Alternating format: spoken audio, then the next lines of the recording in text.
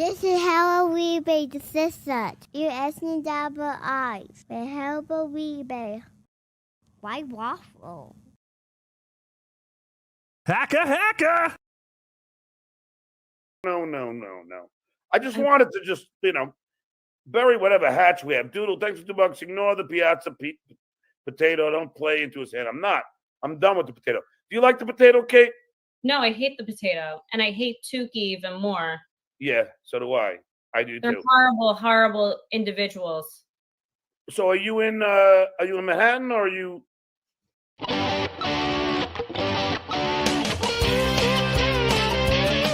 Get your dumb ass up, cause it's time for Tookie Soup. The taste is gonna move ya with OJ and Ralph. The taste will make you lose it when you pop it in your mouth. Tookie Soup is gonna move ya. Sing a show, but it'll soothe ya. Tookie Soup, the taste is gonna move ya. Yay! That's what it was. Hello, everybody. Hi, boys and girls. It's your good pal, Tookie. Tookie Soup, episode 99. Wow! Yay! So you know what that means. No Tookie Soup next week because we're getting ready for Hackamania. Hackamania is coming to you live next weekend. Can you believe it? Bullshit, sir. Fucking crazy. Bullshit. Every time people say how many days are left, I'm like, fuck. But a lot of hard work going on at the Bedabbler Network studios. I'm getting a lot of help from a lot of different people, and thank you all for doing that. Supertip.gg/Tookie. What? I hate that. I hate running a show, and then okay, so let me run it then. I stink. What am I supposed to say? Put up the promo no, thing? Just let I can take a cue, dummy. Put up the promo thing. No, it's fine. Yeah. Well, this is my problem with Hackamania because I do have people offering to help, and I am accepting help, but there's almost too many people asking to help, and I love you all. Control freak, sir. I love you all more than a friend. I don't know if I'm a control freak or I don't even know how I'm going to do things. And that's the thing. How am I supposed to explain to someone else how to do it when I don't know how to do it? Never done this, especially to the magnitude I'm trying to do this year, but we'll see. Insane, sir. Should be exciting. Get your streaming pass, hackamania.com. There is no promo code for that. But yeah, make sure to get your streaming pass or stream it for free with the millions and millions watching on Spurgtopia. I mean, it was funny the first time you said it, sir, but at this point, Shut up. They love it. They love that. It's actually can affect your income going to please. Vegas. How do you even get there? I don't even know. I think you need a special invite from Kinky Loco and beat you up first. Yeah, a lot going on in the Dabbleverse. That's why I don't want to talk about any of it. I don't want to talk about things that not a lot of other people are talking about this week. I guess, I mean... The war, sir? Yes, the war. Oh, good. Scorch's PFGTV is back. Finally. And I think he's been watching some of our programming. We'll get into that. Also, Clearwater Chad will get an update on his diet, which is fantastic. And also Emily. The great Emily. Calling in, sir? No, leader of the Emily World Order put out another video. I'm not going to show you that video, but I am going to show you Carl from his show today, WATP, who are these podcasts, where he seems to now be siding with Emily again. Even though it seemed like the last time Carl and Emily were together on Bedabbling Live, Carl was going along with Emily, and she wasn't believing it. She wasn't having it. It's like Carl's a liar, and we all know that. But he did give Emily some credit, and she was talked about today. So, of course, we have to talk about that because she is our Opie expert. And, of course, the last part of the show, I want to play some clips of Bennington's show from yesterday. It's rough. It's not We're fun. fools. I am a fool. I should have saved it for Hackamania. But yeah, I'm going to talk about it as a puppet, even though it's a very serious subject. Ron Bennington announced that he was diagnosed with colon cancer, and it has spread to his abdomen. And yeah, it's a bummer. It's a bummer. We're not going to have Ron or Fez anymore. Stinks. And I'm just becoming best friends with Eastside Dave. What's the point? That was only to get closer to Ron. Ah. Hurry up. Shut up, JT. How dare you? He's gonna be around for a very long time. Not what I hear, sir. At least that's what they were trying to. I get it. I know. Kind of wish they did that show on April Fools though. Yeah, they did talk about that because Fez announced his retirement on April Fools, so everyone thought that was a joke. I guess it would be a bit tasteless to announce that you have pretty much really bad cancer. I don't want to say terminal, even though one of his friends called in and said we're both terminal. But anyway, that'll be later. We'll try and do something funny, I guess.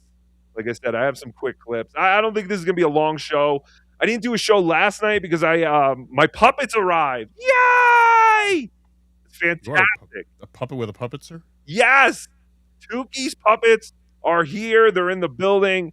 I know there was a rumor that they showed up all mangled and in pieces. That is That was not JT. true. The fantastic Lockie, Dr. Omega Tattoo. He is a genius, and he is an expert packer. He put a Fudge, sir? No, I knew you were going to say that. Hacka. Of course.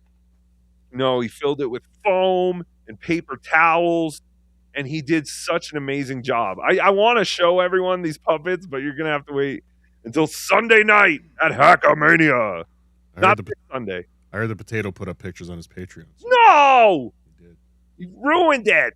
He did. You could get an idea of what the puppets will be based on the logo that I put out. I mean, we got to tease a little bit.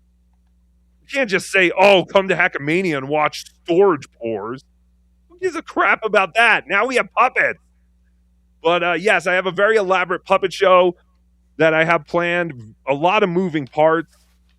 And again, thank you to everybody who's helping me out with that. Yeah, I don't know. You're welcome, sir.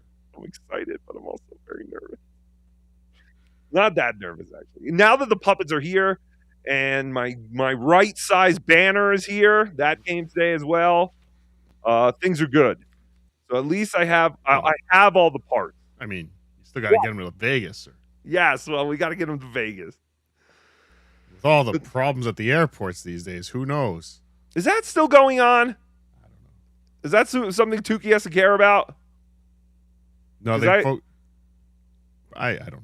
I don't know either. I don't pay attention to that stuff. But someone mentioned that to me the other day. I imagine Vegas, they're taking care of shit. Yeah, but someone showed me pictures of Denver Airport like last week, and I was like, "Oh, they better get this fixed before Tookie comes." Oh, Tookie's very important. It must be in Vegas. But yeah, getting very excited for Hackamania. Also, this is pretty much my last show ever? until Hackamania. I might pop up maybe like late at night. I'll go up against Pat Dixon or something, but I just have a lot of work to do, and then I have to do some traveling before Hackamania. So no show this Saturday, but we decided since I won't be around this Saturday morning, JT will do his date morning Yeah. with Maybe. JT. What do you mean maybe? What? No. Yes. Maybe. So 10 a.m. East this Saturday, tune into at JT the Watcher or Cardiff Electric, whoever decides to go to live first. Cardiff is threatening JT that he's I'm going gonna to snipe. snipe. I'll snipe date. Brunch, I'm not sir. afraid of you, Potato. Better be. Yeah, and I apologize to the people who usually go on Wednesday night. I think NJ Ranger Fuck them. might go on Wednesday night. Every night's your night, sir. Yeah. Yes, they are all my nights. But yeah, I couldn't do it last night because I had a lot of shit to do. involving the Hackamania show. But we are here now. Again, supertip.gg/Tookie if you want to get involved with the show. We do not take phone calls here. And after watching or listening to the Bennington show from yesterday, I'm starting to think, yeah, callers stink. My God, they're infuriating. No shit. But here's some super tips from the last show. Officer Nate Higgers, just doing my job, making sure there's no Newport in the chat. Carry on. Thank you, officer. Thank you for your service. Nate Higgers, huh? Nate Higgers, yes. Beverly Valentine with a picture of John yelling, "I'm the victim here." A narcissist will leave their kids behind, let others pick up the pieces, then act like the victim of the circumstances they create. Fuck you, John. Very well said, Beverly. Age ain't nothing but a number. But mankind don't remember young ladies. Young ladies. I like 'em underage. See? Some say that's statutory. No, it definitely takes that ellipses pause. But I say it's mandatory. Alex Majewski, why don't you take a seat? Oh, well, you're always sitting. To anyone who are wondering where he's at, he's Alex 258H1V and rolling with his numb penis between his legs. Give him a sub. Oh, is Alex back? Is he back? Is that his channel? I don't think so. I gotta check. I know there was somebody else who was reposting Alex's stuff as Alex himself, but I gotta look into it, sir. Maybe that's his name in, what was that world he was always in? The metaverse? The VR chat. VR chat. Yeah. Yeah, I kind of stopped paying attention to Alex once he didn't really care whether he was talking to underage kids or not. Yeah. Probably a good idea. Yeah, it was probably a good idea. But if you would like to continue following Captain Alex, please go to whatever that last super chat or super tip Alex said. 258HIV. No, there's nothing there. Tukey's unpaid staff 144. Just say it. You miss OJ. Of course I miss OJ. I hope he's all right. We all miss OJ. But, you know, what can I do? I am only one puppet. What could I possibly do to make a difference? You can Nothing. operate 4 puppets simultaneously at Hackamania, but you can't call OJ. Shut up! Shut up. There's 6. Plenty of puppets. Don't worry. Don't you ever discredit my puppeteering. I went to school for this. Did the dead OJ puppet arrive? Yes, the dead OJ puppet is here. Good. No, I told you. Did I tell you I have a dead OJ? I could make a dead OJ puppet. I have a giant. I have Leave that it be, giant sir. crocheted OJ. Yes, I am leaving it be. I love you, OJ. I know that you don't believe that, and I don't even believe No it. one But I hope you're all right. Not enough to pick up the phone, apparently. But yes, I do hope you're all right.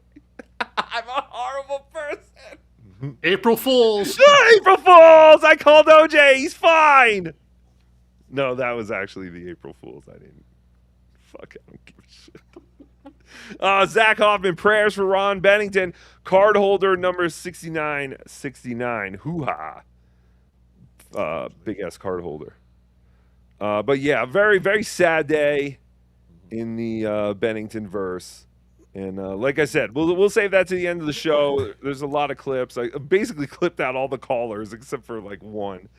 And but yeah, it's not. I don't expect it to be funny. I just think it's more interesting, and it's a guy I've been listening to since high school. And I guess with Fez, he was just gone one day.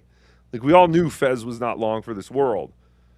But you never thought about Ronnie B. Ronnie B was so focused on Fez, no one ever stopped to say, "Hey, Ron, how you doing?"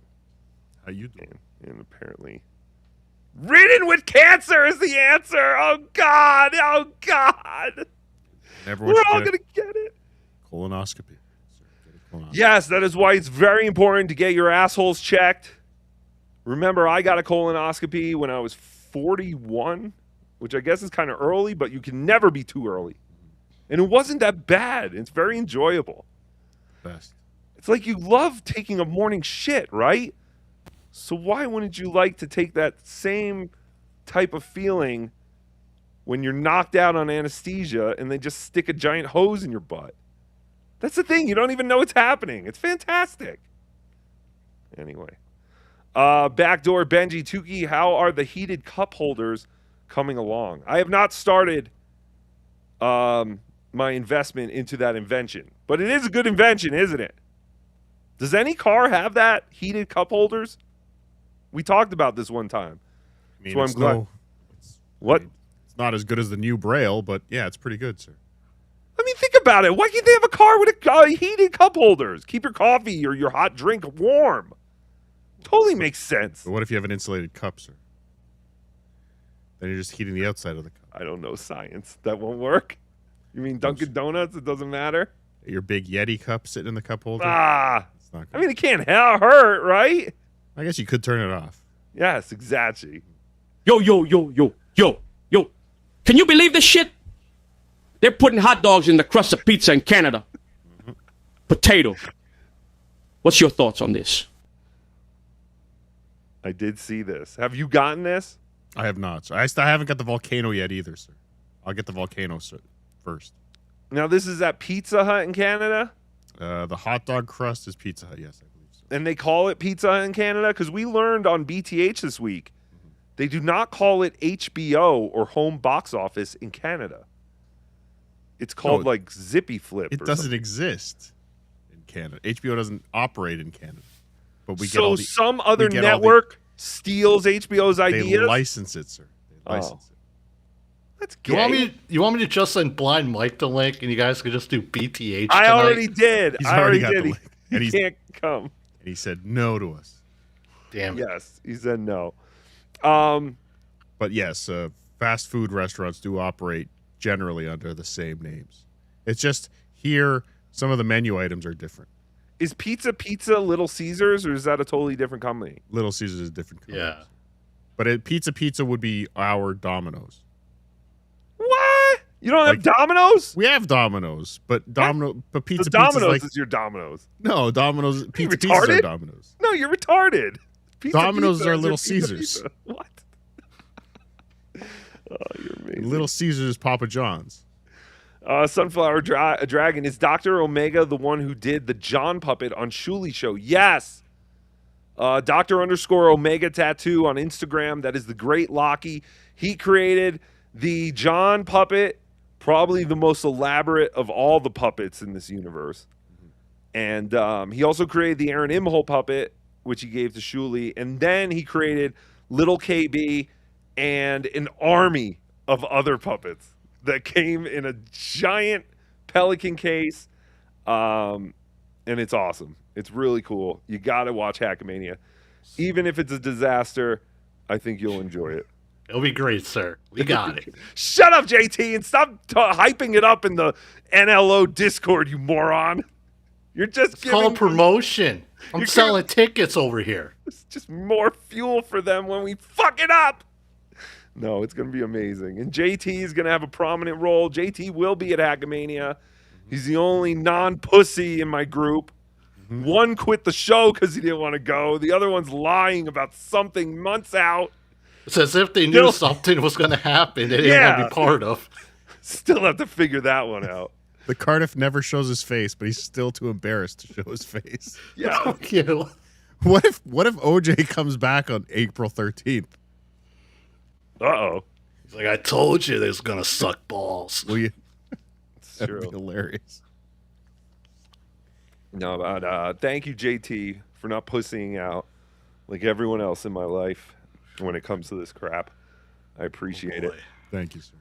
Comedy podcast clips. I want a VIP ticket and they're sold out. Any options? I'm a lawyer and will exchange legal advice, which every single person in this community could use. There is if you NLO I channel? think mentioned somebody does have a VIP ticket they're looking to get rid of. I did hear there was one for sale. I don't know if it's gone. If you're not a part of the NLO Discord, what is it? Discord.gg/NLO? Yes. Go join the Discord, and there's a Hackamania room. Go in there. Maybe someone will know who it is. Or I guess you can email Patrick at nobodylikesonions.com. Yeah, that's what he wants. Yeah, that's what I was going to say. He's not busy. He'll just yell at me. Hey, he watched John's movie last night. How busy could he be? For what? He loved it. Because he had to hear all the hype. He kept hearing all the hype, and he had to see it for himself. But that's what I said. I was like, good to hear you're prioritizing the time before Hackamania by watching John's movie. But He hurt his back, so he's that's laid right. out for a little bit. Yeah, he did. He hurt his back. The hunchback's okay. Yes, the hunchback. But just is the main back is. Yes, he has 2 now. All the jokes. Get them out. Get all the jokes out. No, but yes, thoughts and prayers, Patrick Melton. We hope that you'll be at Hackamania. Of course, Hackamania is next weekend. Oh, fuck. Get your tickets. Take down the Super and get your streaming service. I got it. Shut up. Don't. I'm stupid. So, Scorch is back. Did he just retire? Sit, Eugene, sit. Good dog. Did not Thank do God. that. I did not do that. I figured we should pull the plug. Oh, shut up. Scorch is amazing. But yeah, Scorch is doing PFGTV. Who'd have thunk it, right? Who would have thunk it? Well, as JT said, he just retired like a couple months ago, right? I don't know. A few weeks ago he put out like a video talking about how he doesn't have any money and all this or some shit. Yeah, but that's why did Scorch say he was stopping his show? Because nobody was watching it, sir. Yeah. But then he literally, JT's right. Then he came back and complained about how he doesn't have any money. Yeah, but he didn't have any money when he was doing a show either. Yeah, I guess that's true. But I actually reached out to Scorch. Oh, did you? What did he say? Nothing. He didn't reply. Oh, what'd you ask him? I kind of told him about the value of live streaming on YouTube and super tips and monetization, thinking we could kind of lure him in here to do a regular show. And he didn't respond Did not at all? reply. I was shocked. That's weird. Did you tell him you're a close personal friend of Opie? I did. You should have. But here's I was going to say Porches. Scorch's PFGTV, and I thought the very first topic that he brings up is very interesting. I think he's been listening to a lot of Bedabbler Network, some Cardiff Electric, maybe even some BTH. But I do think we should try and get Scorch on BTH because I think it would be awesome to banter with. I know Get him on Super Tips. Why? What's the point? Everybody loves it. I mean, everyone can get on Super Tip. Go on Super Tip. Grillo is on Super Tip. So anyone could be on Super Tip. Supertip.gg. And go check it out. But here is Scorch, first show back with a really, really great topic that I can relate to, and I'm sure you can too. I think the amount we talk about Super Tip, Melton should make this a pyramid scheme. Yeah. Fantastic. We should make more money from talking about Super Tip than actual Super Tips. All right, get excited. Scorch is about to do a show. Yay! TV, BFG, TV, FG, TV. Well, hello. He talks like Ray's friend. What is that girl's name? Bingo? Or what's her name? Hope? Oh yeah, Hope. She just sounds. If I never saw Hope, this is what I would picture she looked like if I was just listening to her. What you doing? Scorch is here. Hang on a second. And welcome to episode number 1. Yay! What did we figure this out to be? Version number 575 of Scorch's PFGTV. And it's really so good to be here with you. I appreciate having you here. So, on this episode of the show today, we're going to talk about some things like some fast food memories. What? He's stealing a bit! Son of a bitch. I love how Scorch goes, yeah, this is the same show I've tried to do 575 times. On this episode, but this is the first episode. On this episode, our topic is going to be fast food memories. Memories. No, that's it. He just jumps right into the new show, which is basically the old show. And yeah, he's right. There have been so many incarnations of PFGTV over the years. And it has fun to see it devolve from like a live to tape broadcast from a bar to Scorch being shrunk and visiting a radio studio. Like, he looks so small compared to everything else in that studio. Big like, studio. It's like Honey, I Shrunk the Kids, That's but a in a recording radio studio. That's fantastic. Yeah. Do you think that's real? He's cutting an album. He kind of looks like the Aussie guy. I never realized that. A little bit. The Dean of the Dabbleverse? The Dean of the Dabbleverse. Yes. That is a good name for him. Of some fast food the other day. And mind you, I haven't eaten fast food since 1984, so it's been 42 years and change. Pussy. So we're going to listen to fast food talk? Well, that's why it's memories. Oh, yeah, I guess the memories. Remember the smell of the styrofoam as you opened up your burger?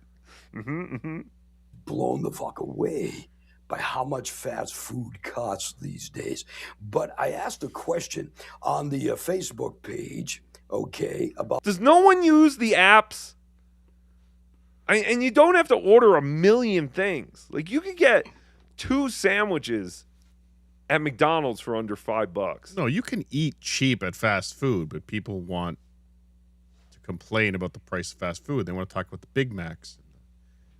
The arch, whatever, sir. The Big Arch. Big Arch. Dare you. Put some respect on that.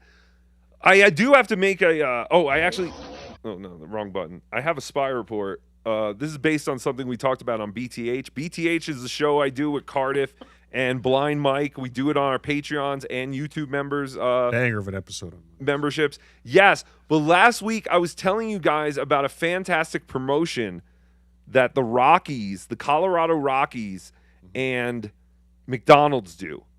And it's every time the Rockies hit a double. You're not going to spoil it, are you? What do you mean? Oh, should I not talk about what I found out yesterday? Yeah, no, don't, because then that ruins what we want to do later. Okay. Pretend I said nothing. Did you guys know that in Colorado, when the Rockies hit a double, we get a free double cheeseburger from McDonald's the next day? Wow. Great. What a great deal. I can't wait for the Rockies to hit a double the next game. I think they hit 5 doubles that night, sir. Shut the fuck up. No, they didn't. No, they didn't. They could have. It's humanly impossible based on my own experience. Oh, I want to cry. It was the only reason I enjoyed baseball season. Motherfuckers. Sir. What? The All-Star game will get you back. I hate it. All right, here's more. Home run derby. Dingers, sir. So we're gonna learn We're gonna learn that basically Scorch, I guess, puts up a question on Facebook. He's right down there, facebook.com/the Scorch page. Also, Instagram is at Scorch page and TikTok at Scorch page, and of course, the scorchpage.com. The hell is on there? But he puts up a question. Thank you. He puts up a question, and then basically people comment on it. And that's Scorch's show now, I guess. This is what PFG has become. PFGTV used to be about the bits. I guess they could say the same as about Tookie Soup. Remember, we even stole Scorch's bit, the color of the day and the number of the day. People hated it. We need a wheel of meat. A wheel of meat. Scorch would spin a wheel, and it would land on a specific cut of meat. Then Scorch would slam that piece of meat down on the table, and callers would have to call in and guess what is the wheel of meat today. The Scorch page is riveting, sir.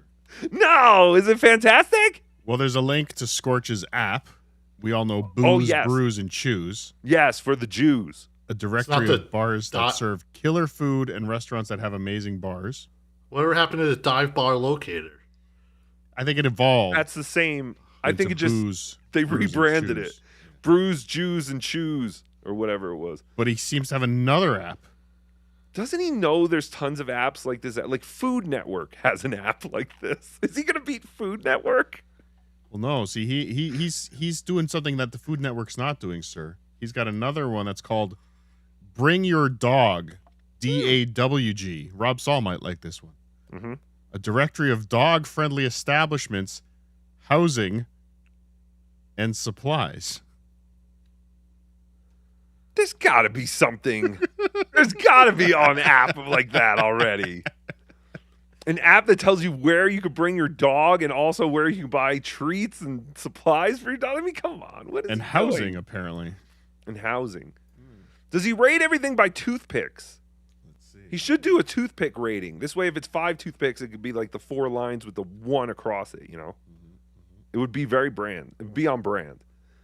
But anyway. Of this, let me get this. What was the cheapest that you remember buying burgers and fries? $1! Okay, the cheapest that you remember buying burgers and fries, fast food meals, basically. Mm-hmm. And there's something else about fast food meals. Mm-hmm. There's one, it's a drink in particular, something about the drink that nobody Get has to the touched answer. since then, and I don't think anybody ever will for some reason. We'll talk about that in a little while.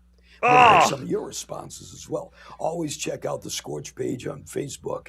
And Fuck, I don't have a timestamp for the drink. I zoned out at this. I didn't even know he said that. Now I got to find the drink. Show.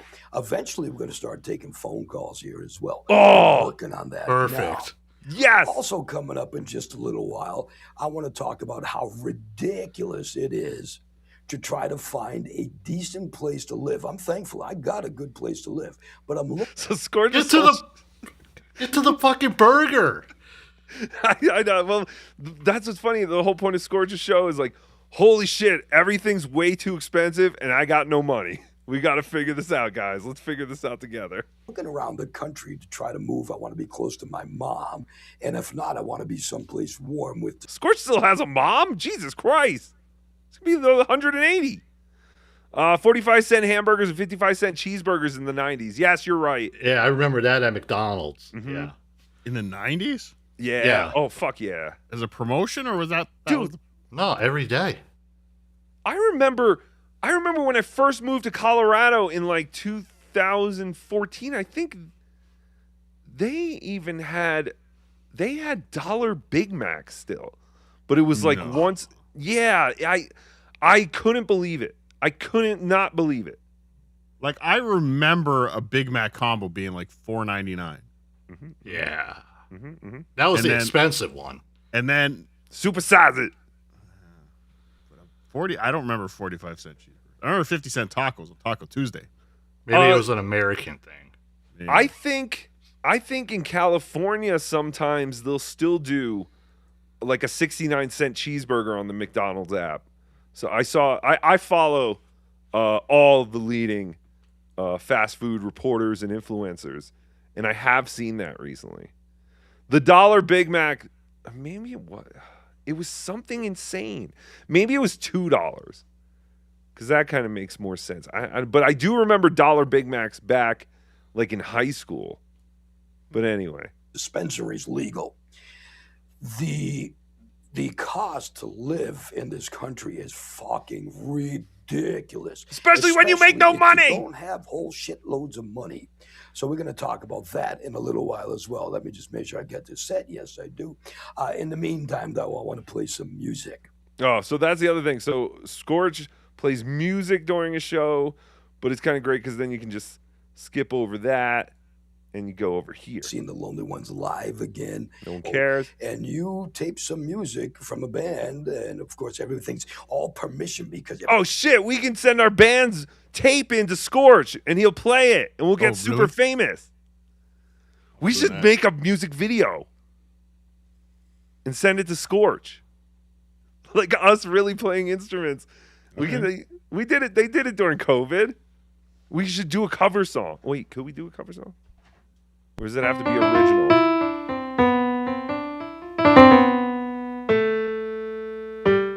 All right. I like where you're going with that. We can do something with that. Good riff. Everything is going to be online and all over the place. But if it all works out, we're going to do a raw segment where you can send us in your raw footage of bands. However, if you are in a band, a regular band, you have some recordings. Yeah, Cordiff and the Gabagoolies. I have a band. We should do a music video with Cordiff and Cardiff. Cordiff and Cardiff. That was my dream before I got lazy with this. Was I was going to have a house band, and it was going to be Cordiff and the Gabagoolies. Just shaking. And I was going to have Barbies in the background. Could have a zucchini. And I would talk to Cordiff like he was not John Melendez, but who's the black guy who replaced John Melendez? Kevin Eubanks. Kevin Eubanks, yes. And you've got some video, or you can make some video with some good quality audio. Here's what you do. You send your stuff to, hey, that's my band, at gmail.com. There you go. Get a snapshot of that. Hey, that's my band, at gmail.com. This is incredible. I guess because I'm not in a band, I don't think about this stuff, but it's so easy now, if your band is any good, to get it heard. You know what I mean? Shit. What? Even if they're shit. Well, yeah, even if they're shit. Imagine sending it to Scorch because you're desperate to get people to see your fucking thing. I love Scorch. I know people probably hate this, but I could watch Scorch all day. And all I actually watched of this video was up until he played that first music video, and it went, pfft. But then I realized, he was talking about fast food. This could be good. So we're all kind of watching this together. Fuck off. I don't care. I don't need you clippers. Okay. Hey, that's my band at gmail.com. And we will maybe feature some of your stuff. I've got bands coming. We should write a song about Scorch. Send it in. But really subtle. Like, this could be fun. We need to write a song after Hackamania. All my attention and creativity has gone towards Hackamania in the last couple of weeks and months. I do not have it. You'll see it all. And you'll see it all. April 11th? No, 12th. April 12th. 8 p.m. Pacific, main event. Hackamania.com to see the stream. Shut up. You're making me nervous. Up from my friends at Inverse Records in Finland. What? I can't wait to feature them. We're going to feature some of them next show. I've got a couple of bands out of the Springfield, Missouri area. We're going to be featuring them coming up. I know a band out of Rochester. I know a band out of Rochester too. Maybe we could send Scorch some topes. Get them played. I was thinking of another band. I know another band. What other band? Well, let's chat for a few minutes, though, if we can, about this whole rental thing and how ridiculous it is to afford to just rent a place to live here in the country. Oh, boy. I found a place near my mom. Okay, ultimately, I would like to be someplace warm, but if I can't, I want to be near my mom because she's getting older. She's okay, but she's... He also said he has to be near legalized weed. So... kind of gives you an idea of all of Scorch's priorities. Getting older, 83, God bless her. So I was looking for a place near mom. The cheapest place I found, she lives in Massachusetts, mind you. The cheapest place I found that would take me and my dog, $26.50 a month with no utilities. Holy shit! Blind Mike must be rich. How much did he say? Was it $26.50 or $46.50? $26.50. $26.50. It was in Massachusetts, mind you. The cheapest place I found that would take me and my dog, $26.50 a month with no utilities. That's nothing. That was like 3 hours away from me. On Martha's Vineyard? If she calls, I'm having trouble. I couldn't just get in the car and go. He didn't say exact G, but he's saying that's 3 hours away from his mom. $50. 26. That's more than my mortgage. That's not even Boston. Yeah, that's Cape Cod, maybe? I can't try to think of any richest places in Massachusetts. That's like Dan from Nice Podcast, stupid mortgage payments. Did you know he has $1 million house? I heard. That's incredible. He also lives in Massachusetts. So it's very expensive there. Quit talking. Take a while. Oh, wait. No, he already... sorry, Dan. I think he already says that. For me to live near... How would I know that? Mom. Like, I can jump in the car and be there in 15 minutes, 20 minutes, even 30 minutes. The cheapest place I've found, believe it or not, ready for this? It's a fucking insult and it's a joke. $4,950. No, Fuck out of here. $5,000 for one bedroom? Get the fuck out of here. 15 minutes from his mom? You're right, JT. Where's she live? Martha's Vineyard? It's gotta be somewhere on the Cape, like in the richest part. Like at that price, just move in with your mother, wherever the hell she is. Yeah. Like that's Good more than point. New York City. Yeah. I mean, yeah, he's talking about renting. He's not talking about buying a place. Why? Yeah, why don't you just move in with your mom? What does Scorch's mom look like? Ethan Ralph? I would love to see Scorch's mom. But yeah, that's insane. Maybe he gives us an explanation. utilities, no nothing, but they'll take the dog. That's You know fantastic. what? Well, the street's going to have to take the dog on me soon because that's just ridiculous. And then I don't know if it's this way every place, but it's been this way in a lot of the places that I have checked into. You have to have first, last, and security. That's old school. That's been around forever. But now landlords are saying you have to make 3 times the monthly rent and income before you're even considered. Okay, let's take the low end.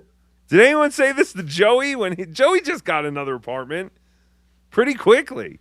So wait, Supposedly. you need 3 times the income to qualify. I mean, I kind of understand it. So if quite it's honestly. $2,000 a month, you need to make $6,000 a month. No, Yeah. Oh, that kind of That makes much? sense to me. I mean, the landlords just want to make sure they're getting paid and they're Yeah. not putting themselves in another Catalano situation, as we like to call it in the Dabbleverse. And also, you look at Scorch and you're like, all right, what's this fucking guy up to? What's he doing for a living? Yeah, you think Scorch walks in and the rents go up? I don't think it goes down. I don't think so either. Of what I was just saw, like let's just say even $2,000 a month. Okay, I'm retired now. If you're retired and Retired from what? What does this mean? you didn't do it the right way, like I didn't do it the right way, I'm a good person. I just don't have. I forgot to get a job first. I just said I was retired. I didn't do the whole job thing before the retirement. I just wanted to tell everyone I was retired. But he does the dog walking. I guess that's not, he's retired from radio, I guess. Mm-hmm. So he's been in radio up until he just recently. That's not true, right? He was recently on some, like, Wisconsin. I was going to say like Minnesota or something, or Wisconsin. He had some gig, I think. But I feel like even that was a while ago. A whole lot of money. I don't make $6,000, $8,000 a month. You know what I mean? I don't have that. So do I have to live in a shitty place for the rest of my life? Yes. That's kind of how it works. If you wait till you're 60 to decide you want to. Holy crap! I went better in my life. Should have done this before. Not that the place I'm living in right now is shitty, because it's just the opposite. It looks It's really fantastic. nice, but I don't want to live in the cold weather anymore. So for me to get out of the cold weather, Wait, but he's going to go to Massachusetts? Well, what's happening? So is Massachusetts particularly warm weather climate? He's in the southern part of Massachusetts. Oh, okay. I'm going to have to live either on the Literal JT. No, boss. It's very cold there in the winter. streets or in my Jeep with Tongo, because it is just fucking ridiculous. All right. So there he's talking about the rent. Let's go back to the burger question, because that's what fascinates me more. Then the rent is too damn high. This stuff was the balls, man, but they just don't do it anymore. Oh, he must have just talked about that drink. Hold on. These days, I haven't had fast food. I found in a Scorch's long mom's. time. Oh, that's fantastic. Let's see her. Ah! Oh, she actually looks pretty good. Like I said, I thought she'd look more like Ethan Ralph, who looks like Ned Beatty. Has anyone said that yet? Remember Ned Beatty? Yeah, I kind of see it. The actor. He totally looks like Ned Beatty. Ned Flanders? He's so handsome. No, the guy who was in Deliverance. That he tied to the tree. Make you squeal like a Hey, boy. Fucked his ass. Ethan Ralph? Yeah. I don't see it. Oh, you're an idiot. But there's one thing in specific about one specific fast food restaurant that they stopped doing even before I stopped eating it. And I haven't had fast food since 1984. So he said this is a drink that they stopped doing in 1984. What could Shamrock this drink? Shake? Mr. Pip? Mr. Pibb, not Mr. Pipped. That McDonald's orange drink you used to get at like camp? Maybe. Oh, Ecto Cooler. Tang? Possibly Ecto Cooler. Tang. I fucks with Tang. Tab, I meant. Oh, Tab. I can't even think of. How can I give you a tab? You haven't even ordered anything. Hey-oh, hacka. I have no idea what he's about to say, but I'm very curious. But even before that, this one restaurant stopped doing a drink a certain way. And I don't know. It was a Shirley Temple. Shirley Temple. My God, you remember Shirley Temples? Why? Because as I said earlier, if you're my age, maybe a little bit younger, maybe a little bit older, you're gonna agree this stuff was the balls. Is he gonna say Royal Crown? Don't do it anymore. For right now, though, oh, talk about this. Why does he keep teasing this drink? Tookie's got to know. I guess that he is a radio guy. Look at me. I'm combing through this shitty show just to find out what drink Scorch misses. But I need to know. God damn it. What is the cheapest that you remember paying for a burger and fries? 59 Basically cents. A fast food meal. The cheapest you remember paying for a burger and fries. Because I remember doing 19-cent cheeseburgers, 15-cent hamburgers, and 12-cent French fries. And there was something about the French fries too that John. When the fuck? That was like the 1940s when McDonald's first started. They didn't start in the 40s, sir. What are the or 50s? Did they start in the 50s or 50s something? or 60s. Sorry, whatever. It was after. It was during the war. When did the war end? Who is in here? John said something which I really loved. Never He ended, brought up another memory on top of the one I'm going to bring up in a second. 1975, the Mickey D's in Endwell, New York. Who the fuck cares? McDonald's. Okay, I was wrong. McDonald's famously sold hamburgers for 15 cents in the 1940s and 50s. See, that's what I'm saying. Holy shit. When was Scorch buying 15-cent hamburgers? Oh, it's in early 60s, too. Okay. Oh, in the early 60s, they were still 15 cents? Often part of a 35 to 50-cent meal, including fries and a drink. That's insane. I don't need to hear other listeners' story time about fast food. But I do need to hear what drink Scorch has been thinking about for the last 40 years. Sarsaparilla. Sarsaparilla. Answer the question on the Scorch page, and we'll get into that the next time we meet each other. In the meantime, though, I have one more song to do. These guys were on the another song. Well, what was the drink? Money.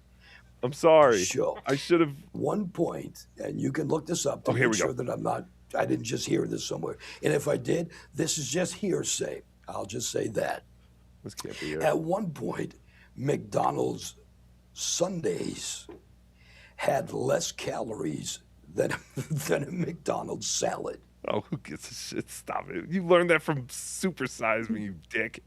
I'm surprised they were that. It's always a little tiny piece. I don't know. Oh, fuck. I'm going to have to find this another time because I don't think, unless he says it when he comes back after the song. Let's see. We have to know. Could he really have saved it for the last segment of the show? Like, because he was talking about fast food, but then he's like, okay, we're going to play another song. Something. I figured, me being me, I have to bring this up. It says here, if protein is a building block of hair, it could only be a good. And if a hair is kind of Scorch's Facebook page. No, I don't know. It's somewhere in this part. Oh, come on. Oh, God. I wish I didn't have a job so I could just watch Scorch all day and plan a show. This is my buddy Rip. Because he used to call himself Rip Van. He used to tell me that he used to snore more than go back me. a little bit more. Burgers for a few days, but they don't seem to do that anymore. Bob, thank you for checking into the show. And I'm going to give you one more for now. This is my buddy Rip. Calories ice cream. Thank you, guys. I appreciate it. Imagine that. Let me see. Who else do we have? Oh, you know what? Check your Every text, sir. single order of fries, probably still to this day, you get to the corner of the package, whether it's the big Oh box of fries no! or- Okay, we got a spy report. Spy report. Spy report. Spy report. Spy report. Enemy. I was gonna let you hang, but this is horrendous. Yeah, I can't do it. I can't listen to Scorch talk about other people's comments. But I needed to know about that drink.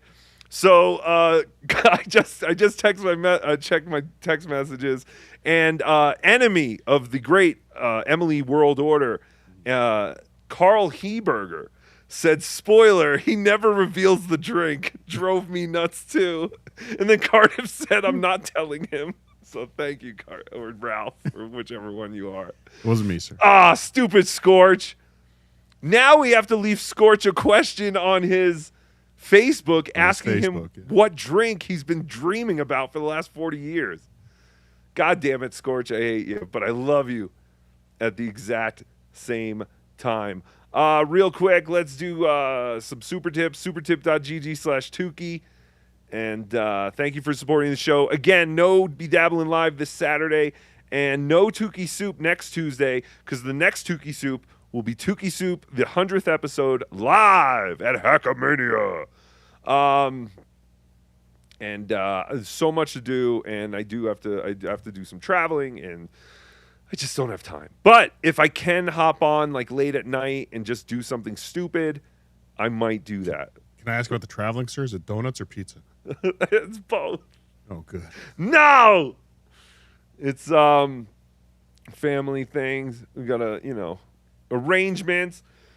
Can't just leave here and go to Vegas. There's other people involved in all this. Mm-hmm. So they have to go to places. Tookie has to take them there, and it's all fantastic. But yes, thank you for your super tip. Supertip.gg/Tookie. Like PL does a 4-hour car ride to get donuts qualify as travel. Yes. I also write it off. It's a write-off. If it's a tax write-off. If I do a video about it, it's a write-off. So expect way more donut videos in the future. Brandon Place, April 1, 1945, WW2, the Battle of Okinawa begins, the largest and most deadly battle of the Pacific War. Oh, no. Thank you. Thank you for that piece of history. That's weird. That came in a while ago, before I even said when was World War II or when did the other war end. Dang Lizard, did the Tigers arrive or go directly to Vegas? No, the Tigers are in Vegas. Everything is good. I talked to the trainers. We're all set. Yeah, so things should be good. Things are good on that angle. Vegas is very familiar with dealing with tigers. Rented tigers. Did you know you can rent tigers? Did we ever check about the pyro? No, but I assume... See, I can't really get anything here in Colorado, so I have to go to Wyoming, where fireworks are legal. Okay. And I assume a firework is a firework. There is no such thing as indoor or outdoor fireworks. Everything's the same. And Wyoming is cheap, and I'll just stock up there. I mean, it's Vegas. What? It's Vegas. You can do whatever you want. Yes, it's Vegas. Yeah. Oh, sir. Do whatever we want. What? You want a spoiler alert? Spoiler alert or spy report? No, spoiler alert. Spoiler alert. Spoiler alert. You want to know what the next episode of Scorch is going to be talking about? What? So he's posted on the Scorch page on Facebook. Hey guys, episode 1 of the new show should be up soon. For next time, what are some of your biggest turnoffs? Yay! Leave name and location. Leave your name. The first turnoff is from Angelica Castro. Strange men online wanting to know my location is her turnoff. Did Scorch reply? Nope. That's amazing. Comedy podcast clips. Towards the goal, I need a nervous steel toe impression. Oh, no. Oh, God, guys, we've been doing so good. So good. I mean, this is a good show. This has been a really good show, but I guess it's shit because no one's giving us money. Come on, guys. We just need some big chunks in there. Really, come on. I mean, it would be so much better if we just got it over now. we got it over with now and didn't have to wait and, really stress out about it. I can't. Oh, JT, can you actually check on the goal? Because Aaron's live right now. Thank you. I'm on it, boss. Thank you, JT. Ron looks so bad. He looks like Fez today. But seriously, folks, we joke around here, but remember to finger your ass for your health. Yes, and happy belated birthday to Fez Marie. Yesterday was Fez Marie's birthday. What's going on with John? I haven't really been paying attention to John because once he started, actually I saw the Mammy and Vince thing. That was pretty funny. That was funny. He was on today, but it was pretty. I didn't watch today. Yeah. Was he drunk? I checked in. Not at the beginning. Is he still wiping his snot on his cast? Of course. People are saying he's going to get some kind of infection or something like that. I mean, he's been talking about the jobs he can't do, and secretarial work. yeah. He said he can't Ruined. type. Career's Why would he ruined. need to type? And he doesn't type. He types with one finger anyway. Why does he need his left arm? I mean, I've been He's an putting idiot. examples. I've been putting examples on Twitter recently. People like Jim Abbott, who won a gold medal as a pitcher in baseball. Did he pitch with a no-hitter? one arm. He pitched a no-hitter in Yankee Stadium with one arm, but John can't type. I knew that. Because he broke his wrist.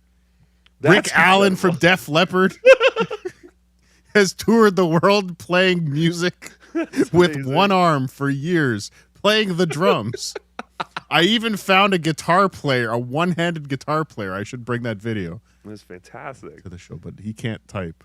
I didn't even think about all the people who have done great things with only one arm. Any apologies to me and my 54 viewers. Pro Show do it better than everyone. JT, does he have more than 54 viewers? That was like 42 minutes ago. He just ended like 5 minutes ago, and What? I'm checking back now, and I think he might have hit the goal. Son of a bitch! I'm seething. Because he played the crowd cheering sound at like 10 minutes left, so I'm thinking he did hit it. Son of a bitch. God damn it. Oh, his kids are going to eat another day. Oh, it angers Tookie. Tickle me, Tookie. I heard they found out Ron had cancer via the smell of his farts. Leukemia farts. Hacka. Sorry, Rocco's dead grandma. Thank you. Oh, go to my Instagram, @BDabbler. My Instagram story, I think it's about to expire. Oh, no. It's a picture of me and my grandfather before he died, and he's wearing a Villaroma fleece.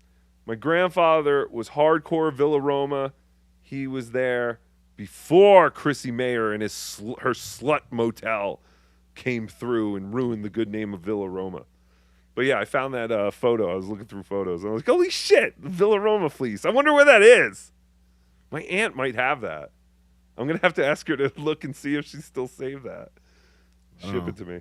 I would have been buried in it. Right? That's what I'm saying. I don't even know. Was he buried? He died during COVID. So it was like he lived this whole life. He's lived this whole life and he never had a funeral. It's kind of sad. And then my family is lazy, so they never did like anything after COVID. You want to do one here next week, sir? Yes, we could. Someone asked if I'm going to be on the BTH on Monday. I don't know. That's going to kind of be an up in the air decision. Sorry. So just B and H? I forgot. Yes. B and H. Wait, are you the H or the B? I'm the B. I'm the bigger. Oh, yeah. We know what Mike is. That's true. Vitaly Milarov, $10. One of the funniest moments in Tookie Soup history was when Captain Alex said he was friends with a 13-year-old, and you, Cardiff, and OJ all shouted, "No!" in unison. Thank you. Yeah. When's that going to be on date night?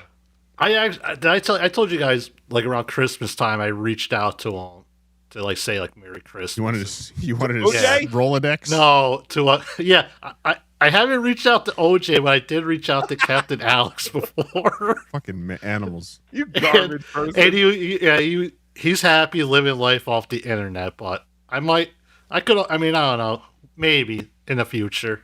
Of course he is. He could jerk off to images without any scrutiny. Can we move on to the next, sir? Yes. Skill rules today. Trump started paying TSA agents. Wait time at Denver International is currently at 15 minutes. Why don't puppets have to suffer like so many others? Oh, that is good to hear. Thank you, Skill Rules today. I easily could have probably found that information myself, but I'm very, very lazy. But that's good to hear. Don't show up to the airport late. Sunflower Dragon. Okay, so Dr. Omega is insanely talented. Crazy. Yes! Just wait until you see what he has made for me at Hackamania. It is insane. He put in an incredible amount of work, and he's incredibly talented. And if you ever need anything, tattoo-wise or art-wise, go to Dr._Omega Tattoo. And he's in Boston. Maybe we can get Scorch over there to get a tattoo. Yeah, maybe he has a room for rent. And Scorch could contact him. Locky, can we give Scorch your name and number? I would not want to do that to Locky. Shut up. Scorch, he has a dog. PFGTV brought to you by Dr. Omega Tattoo.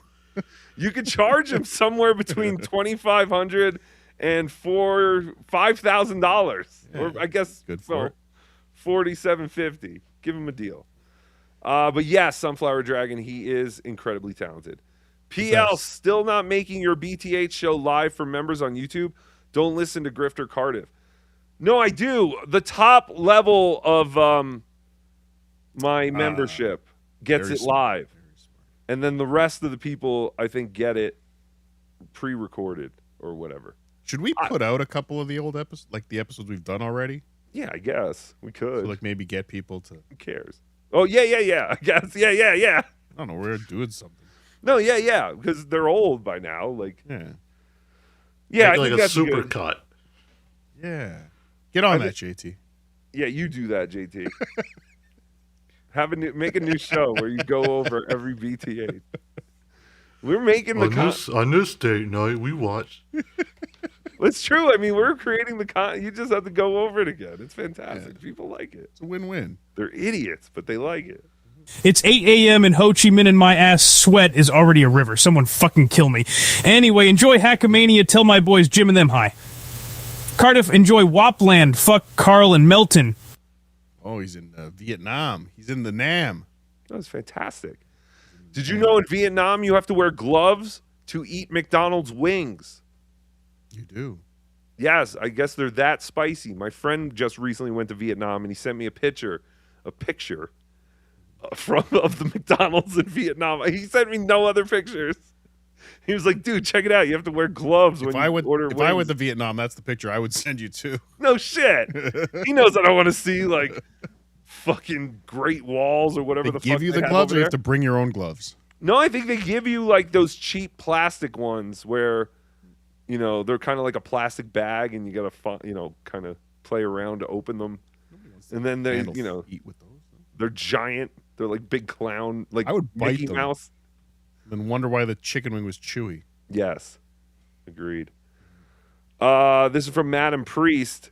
Ooh. This is Cardiff shitting and pissing at the same time. Glad you're feeling better, Potato. It's a pretty good setup I got going there. His and her toilets. Yeah. So you can face your partner. So you can hold hands. Face yourself while you're shitting. Yes. Avariza. Eating McDonald's discussions again. But this time we had it. We were talking with Scorch. Scorch started it, Yeah, Ava. Scorch's fault. Yeah, get out of here, Ava. No one wants to play with you. No, thank you, Ava. Love you, miss you. We just copying WAP now. It makes everything easier. What do you mean copying WAP now? Oh well, Hey, yeah. When they stole this show for Dabbleverse Live, all bets were off, sir. Yeah, Adam Bush is now covering Mario Bosco every week. Yeah, I think you were the first to do that, sir. What's up with I that? don't think so. I don't think I was the What's first. up I with think that? Carl probably covered him before me. Man, I mean, Mario's stuff is not interesting. It's all just go watch Mario talk about a restaurant that's probably giving him a free piece of pizza for this. Like, that's all it is.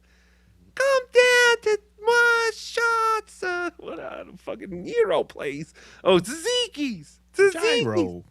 If you want a good gyro, you gotta come to Tzatziki's. It's like, so fuck off, Mario. Don, play the Tookie song and bring back Bedorable. Interesting. People want to see Bedorable. I'll make a note of that. Don't you mean Caddy Z? Nope. Dare he? What? No, Bedorables. No, well, I'm just saying.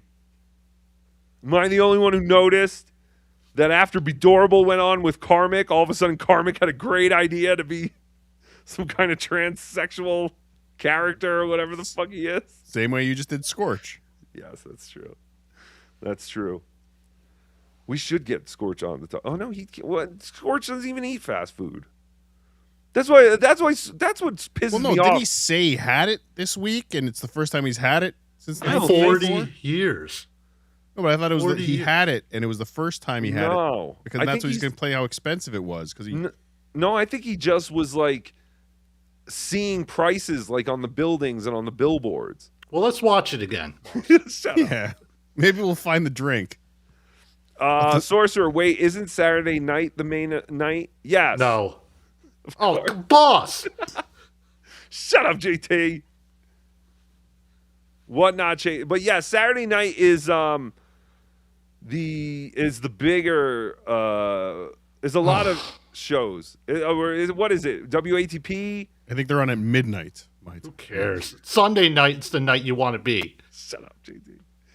But yeah, Saturday I think is WATP and NLO, and the costume contest is Saturday. So I'm very excited for that. I'm really pumped up for that. I hope I win. What do we win? Is there a winner? I think you win butter. Ugh. Really? That's stupid. That's almost as stupid as asking people to send in pictures of their shit. How come Melton doesn't get any crap? And he's yelling at, he's talking about we're not coming prepared. He's asking for shit pictures. He doesn't have enough. To be fair, there's an army of people on Twitter calling him a pedophile, so maybe he does get a little bit of crap. No. They're all just playing. They're just being nice. They're just new boot goofing. Yes. Having fun. They're just joshing with you. What not, Chaser? How much will it cost to overdose Scorch so I don't have to listen to him ever again? I don't know. You'll have to talk. Was Scorch into? I mean, Scorch looks like a guy who's into drugs, but he also looks like a guy who's into drugs, but has also been straight edge. He's a weed guy. Oh yeah, that's true. So yeah, I don't know. Close to a dispensary. Yeah, we know he drinks. No, yeah. I forgot. Yeah. So obviously he does heroin as well. Yes. Well, no, I don't know. But he also strikes me as one of those guys who could just look like a guy who does drugs, but then he's totally straight edge. But you're right, he does drink, and he literally said one of the things that have to be part of where he lives is a dispensary nearby. That's why all the places he's looking at is so expensive. Hey, paisano, what vegetable you think we use for Kevin the Bass playing Newport? Haka. An eggplant, I guess. Yes. Wait, no, Cordiff is. No, you misunderstood. I wasn't trying to redo the Tonight Show band with vegetables. I said Cordiff would be like my. What was that eggplant's name? Kevin Eubanks. Kevin Eubanks. Thank you, JT. And I would, go back and forth with Cordiff, like John or Jay Leno and Kevin Eubanks did. Titsoon, sir. Titsoon. Jim Bollinger, does anyone remember taking a certain amount of Pop-Tarts from cans? Pop-Tops, sorry. Does anyone remember taking a certain amount of Pop-Tops from cans to McDonald's and get like 10-cent hamburgers? Or am I making that up in my head? No, you might have been poor. You could have been poor, and your mom just told you that that's what you're supposed to do. I remember returning cans to the store to get 5 cents to go buy McDonald's hamburgers, but I don't remember bringing it to McDonald's. Bottles and cans. It's good money. Good money in those cans. See, we didn't have. You didn't get anything for cans or bottles in Jersey. I remember New York though. I used to go with my cousins. Hell yeah! That's how they would like make some extra money. They would recycle shit and just whatever they found. But no, the only thing I ever did with like a real can was Six Flags. I remember. Yeah. Oh, the Coke can. Yeah, that was always a thing. It was like, fuck, we didn't get Cokes. Now we gotta leave. We gotta go get Cokes. Save $5 or whatever the fuck. No, I think it was a good deal. Forget you guys. I got Luigi Greenberg going to the Heart Attack Grill with me and Kim Boley. Is that true? See, I'm interested in the Heart Attack Grill as far as the gimmick, but the food looks horrible. Yeah, food looks nasty. Yeah, And that's coming from me. Burgers were dry. Yeah, Melton was saying the burgers are dry, but I hate any place that makes food that's wait. impossible to eat. Melton's complaining about it. It's probably good then. No, possibly. Still mad about my steaks. I just don't. I don't like on the video Melton showed. It was like an 8-patty burger, and it's like you got to take the whole fucking thing apart. And then it's like, well, why don't I just order, 8 burger patties with 1 bun and eat it with a fork? Because that's all you're gonna do. Like, it's stupid. I need to eat a burger with my hands. I cannot eat Keto with a friendly, fork. sir. I don't eat it. Don't care what Asian sidekick you're into. I'm not eating my burger unless it's on a bun. What's your favorite food ever, sir? One My favorite food ever? You're Ron Bennington, and you can have one thing. What is it? Before you, It's probably pizza, like good pizza. okay. So the best pizza in the world. Would you eat it if it was thrown in a blender and served to you with a straw? No, I try it, but I don't think I don't think I would prefer. I mean, it's eating it like a bird or a baby bird. Like, no, I don't. It wouldn't be my. It would not be my preference, but I would try it, I guess. Would you have to mix it with something like to get it liquefied? Or are you saying like literally just probably orange juice? No, see, no, that's where you get. Yeah, that's where it's weird. Yogurt. No, because it's still a pizza if it's just a blended pizza by itself. James R., I live 15 minutes outside of Boston. I have a nice condo for $28 a month. This Scorch guy is just lazy, like Stuttering John. Yeah, that sounds insane to me. That I mean, again, yeah, that's 15 minutes outside Boston. Where the hell is Scorch's mom live? Comedy podcast clips, $20. Thank you, comedy podcast clips. Is this a new? I don't feel like I've ever seen this person. Expanded my Dabbleverse from WATP after realizing what a liar and creep Carl is. Team Tookie, yes. I like the cut of his jib. Thank you. Welcome. Yes, escape the shackles of WATP and come here and have fun. As Emily has said, it is nothing but a cesspool of liars and creeps. And here we are all normal puppets and potatoes and whatever JT does. Yeah. So thank you, comedy podcast clips. You're welcome, sir. But yes, we will. I will show a clip of Carl talking about Emily today. Oh, sure. Our number one Opie expert in the Dabbleverse. Carl obviously jealous because we snatched Emily up before he could get his grubby hands all over her. Make her a review girl. Wouldn't that be fantastic? They should bring Emily on as a review girl one day. She'll be perf. She'll fit right in. Yeah, come on, Carl, if you have any balls. Read in Rocco's voice. Hey, OJ, how are you? Hope all is well. Hey, man, sorry for everything. No extra hilarious comments. Stop. Sorry for everything. How come What the fuck did I do? I think that was 1-800-Dabbler. Just got you to record that. Oh, that's okay. Oh, no. Prank call OJ. OJ, it's not me. It's not me. I'm an asshole. What? Nobody mentions how OJ hasn't reached out to any of us. And he's the one that left. We didn't. He left. We're the that one drove him away, JT. We're the one who heard Why would him. he call you? Yes, we're the ones who heard him, JT. That's the problem. We just don't know how we heard him, but we heard him. Enough. We don't have to talk. I mean, I thought maybe talking about it would, people would get a bit bored of it eventually, instead of just pretending like, it's not happening. But it's probably better to just pretend it's not. Because we just keep saying stupider and worse shit every day, every week. OJ, I miss you. Come back. No, OJ, don't go. No. Did that look believable? Like, if I did that? Should I have done that? Somewhere in between, sir. Somewhere in between the nothing you did. Wait. Cancel the show. OJ's mad. Get out. Wait, no. We have to cancel the show. OJ, come back. Don't leave. Again, I said something better? in between, sir. All right. So You know what? Instead of talking about OJ anymore, how are we getting to some fun stuff like Ron Bennington? Shut up. Yeah, real man who's sick. Bugle me this. I follow. Oh, shut up, JT. It's not a sick contest. And it was Nick. He didn't want anyone to know he was nicked. Bugle me this. I followed you on the gram under this same name. You better follow me back. Love you more than a friend. All right, bugle me this. I'll remember that. You miss me? Do I love Palestinian children? Yes? No. No. I'm confused. I think it's no and yes. Oh, wait. No, yes and yes. Wait. Or yes and no? I'm not really sure.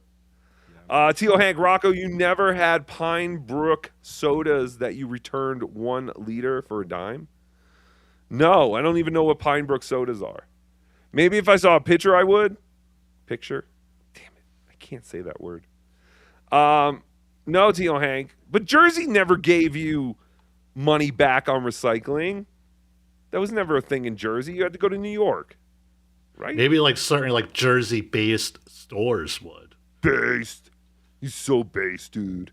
I hear Aaron Imholt use that word a lot, so I'm going to use it. Based.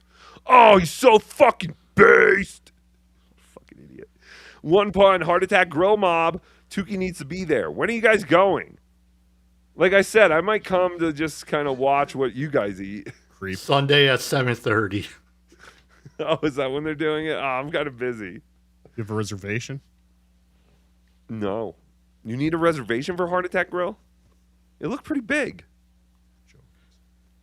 We need to get crowded. That was a joke. Oh, sorry. I stink. Comedy podcast clips. Stop with Heart Attack Grill. Garbage. Vic and Anthony's at Golden Nugget or Barry's at Circa are the best restaurants downtown. Let's have some class. Yes, we've all heard about Barry's. Patrick raves and raves about it. I think he has his own seat or something like that. Probably gets a discount. He has 2 of his own seats. 2 of his own seats. Hacka. I don't know if I heard of Vic and Anthony's. We'll have to check that out at the Golden Nugget. Remember, if you're playing in the poker tournament, the Golden Nugget is where we'll be doing that. 12 o'clock on Sunday. If you have not signed up, it's too late. Even the great Anthony Cumia and the great Dr. Steve did not sign up, and they get no special privileges. Although I'm hearing if you do show up, once people start getting knocked out, I think people can buy in. So you will have a shot. 12 o'clock, Golden Nugget. I think it's $100. And, yeah, it's going to be great. EFS, surprised this show has been able to go on the past couple of months without the OJ. I don't care about that. Chime in. Yes, it's been hard. But we have, well, I think I don't know about that. Yeah, I was going to say, you have that one. OJ had good ones, though. OJ had, let's turn on the super chat machine. OJ had all Jake Hudson noises. I think legally I could live they're without the mine. Jake Hudson noises. I think legally those are my voices. And I should fight him. I should sue him. Sue him. I'm going to sue you, OJ. Give Then me you'll back call my- him. Then Then I'll you'll call call. you. No, I'll have my representation call him. I don't know what my lawyers are doing. They tell me they're talking to OJ, but I don't know. I don't really find any of this shit interesting. Okay, so real quick, I did see a little bit of WATP on my ride home from work today. And Carl did express that Emily could possibly be right. Finally. And I don't think this was not a sarcastic kind of thing. Because I think like when Carl and Emily were on together on Bedabbling Live, I think Emily thought that Carl was being all tongue-in-cheek. He was being a cheeky bastard. And she didn't believe him because he was basically saying, "You're right, Emily. Everything you say is right. You're right. I believe you." And she was like, "You're an idiot, Carl." And that is when she won our hearts. But here is Carl talking about how Opie very might well be using fake accounts on the internet. That's not a good movie, Opie. What are you talking about? They're so bad together. This is an interesting clip that you pulled, Adam. If you don't mind me saying this, I have a little rivalry going on with this woman named Emily. I got to talk to her when I was on Bedabbling Live a few weeks ago. And Emily, great. No, it didn't go well. See, Emily thinks that she has discovered Opie's sock accounts and that she talks to Opie every single day in some forum. How much more proof do you need? She's put out like the same video 800 times explaining it. O&A forum online and also on Reddit. She knows who Opie is on X, and all of these are sock accounts. Opie doesn't want anyone to know that it's actually Opie who's on the internet all day long every day talking about his show and my show and the Dabbleverse and stuff like that. And I kind of thought for a little while there that Emily was crazy. But I've come around and I realized that she knows exactly what she's talking about. I think Opie confirms it with this. But what was refreshing, except for stupid Johnny, who had a fake account. I probably blocked 20 of his accounts, so now he has accounts with a whole bunch of numbers after it. That's what he's down to. We need the numbers. It's Johnny 2539x 10753, 29. That's when you know you got an obsessed troll. When they come at you with those ridiculous accounts. All right, listen to me. Rob Schneider, though, brought a lot of people together because, you know. I don't think I've heard Opie talk about this before. It does sound like he's part of internet culture. Yeah, he doesn't know much about the internet, but he knows a lot about that. Yeah, all of a sudden he knows about all these troll accounts that are bothering him. And it's like, yeah, you sign up for Reddit and you just let them pick your username for you. It's going to give you wacky names and numbers. Anyway. So finally, Carl, in a professional manner, is giving Emily credit that Emily might not be as crazy as everyone originally thought she was. And I think this is fantastic. I think this is about time. And I even noticed something. If you go into the Ron and Fez subreddit, there was an account that posted almost exactly the same thing that Opie posted on Twitter. And I mean, now the comment was about how cancer doesn't know what it has coming for them or something like that. God damn it. I just thought of it right now. And I forgot to actually get it because I stank. Speaking of Emily and Ron Bennington, I was watching a Ron Bennington clip on YouTube earlier, and I happened to be going through the comments. And I don't know if we could put that. Yeah. I noticed Emily commented on his video saying that whoever posted this Ron Bennington thing is Opie. And I'm like, just out of the blue, out of nowhere, I just happened to see this. And I'm like, God damn, Emily, always on the case. She knows her facts. Okay, so what is that channel name? Because I actually did see that too. It's some random channel. It literally has like 2 videos, and one of them happens to be this Ron Bennington clip from the other day. Yeah, I saw that as well. Emily, I believe in you, and I believe in your journey and your mission. And I, too, was believing that this might be an Opie Sock YouTube account. And then, like I said, I went and saw, let me pull this down real quick, but I was over here. Oh, wait, I have to add the scene. Here it is. So this guy, Mr. FMF, Emily, I don't know if this guy is on your radar, but he said cancer doesn't know how bad it fucked up yet. And now that is not precisely what Opie tweeted. Now I got to go to Opie's Twitter. But it's very close. And I am not one for parallel thinking. I think everyone has original ideas. No one rips off anyone else. And if you notice... Well, how do you feel that we're finally going to the moon, sir? We're going to the moon? Aren't we just going like around the moon? Well, it's the closest we've ever gotten, sir.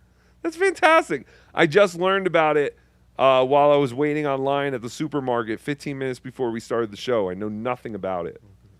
You really shouldn't. Oh, it's Opie's Twitter. Never mind. What? I was going to say, you shouldn't just randomly scroll Twitter on your show because... Oh, see, here it is.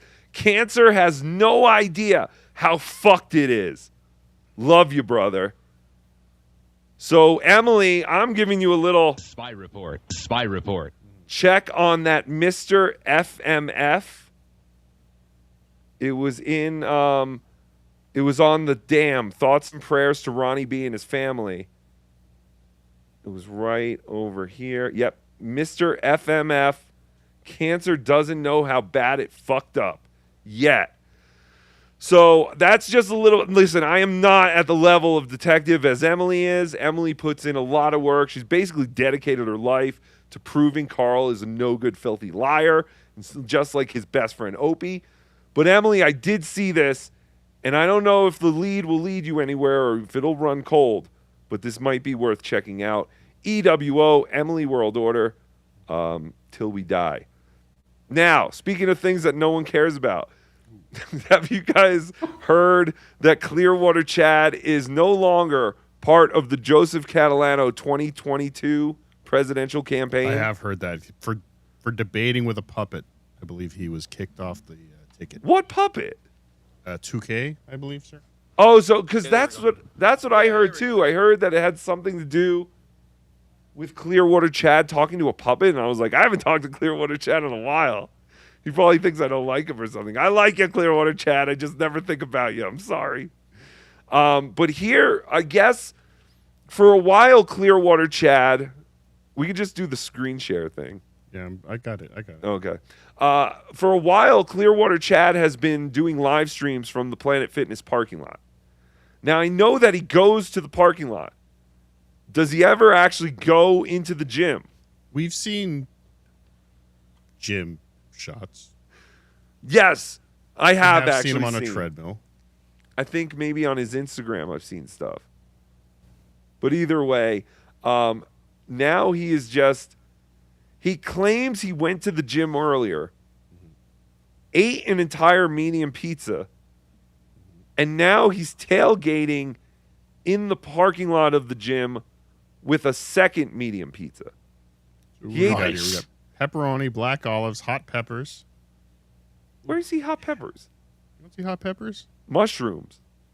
I see hot peppers, but maybe it's just yellow cheese. Yeah, I don't know. I don't see hot peppers. It looks exactly like a pizza I would order. Pepperoni, black olives, mushroom. Pretty basic. Oh, looks like a Domino's. Yeah, it definitely looks Domino's style. Yeah. I don't know if he ever talks about where he got the pizza. But That's all you should talk about. That's what I'm saying, because it doesn't look bad. I mean, Look good. It doesn't look great. No, it does look like Domino's or Papa John's. But yeah, but the topping, placement and how much there are, that's pretty damn good. You probably paid extra for it. I have to say, sir, I'm pretty proud of myself today. Why? I helped a dabbler get some really good pizza tonight in Niagara Falls. Oh, really? Yeah. Where'd you send them to? Antica. When you're in Niagara Falls, get Antica Pizza. Napolitano-style pizza. That's Tell him fantastic. Carter sent you. Or Ralph. I'm hungry again. All right, here's Clearwater Chad working out, I guess. Yeah, there we go. This is Clearwater Chad. We're at Planet Fitness with some pizza. You don't question Clearwater and lie about it, not today. Wrong day for that, brother. So, this is going to be short. You know what I mean? But yeah, it's only a medium pizza. This will be a I quick said I was episode. gonna go live. That would have been Planet amazing if that seagull just dove right down and smashed into his pizza. Well, that's the thing. He never eats this pizza. This was like a prop pizza. That's what I'm telling you. He explains it later. I mean, I basically told you already. That's why I stink at clip shows. But he doesn't actually eat this pizza. I think he got 2 pizzas because he wanted to eat a pizza, but then he wanted to also do a video of him in the parking lot of the gym with everyone thinking he was going to eat another pizza. I don't know. Had a coupon, sir. But then he also talked. See, I can't ruin it. Just watch. Yeah.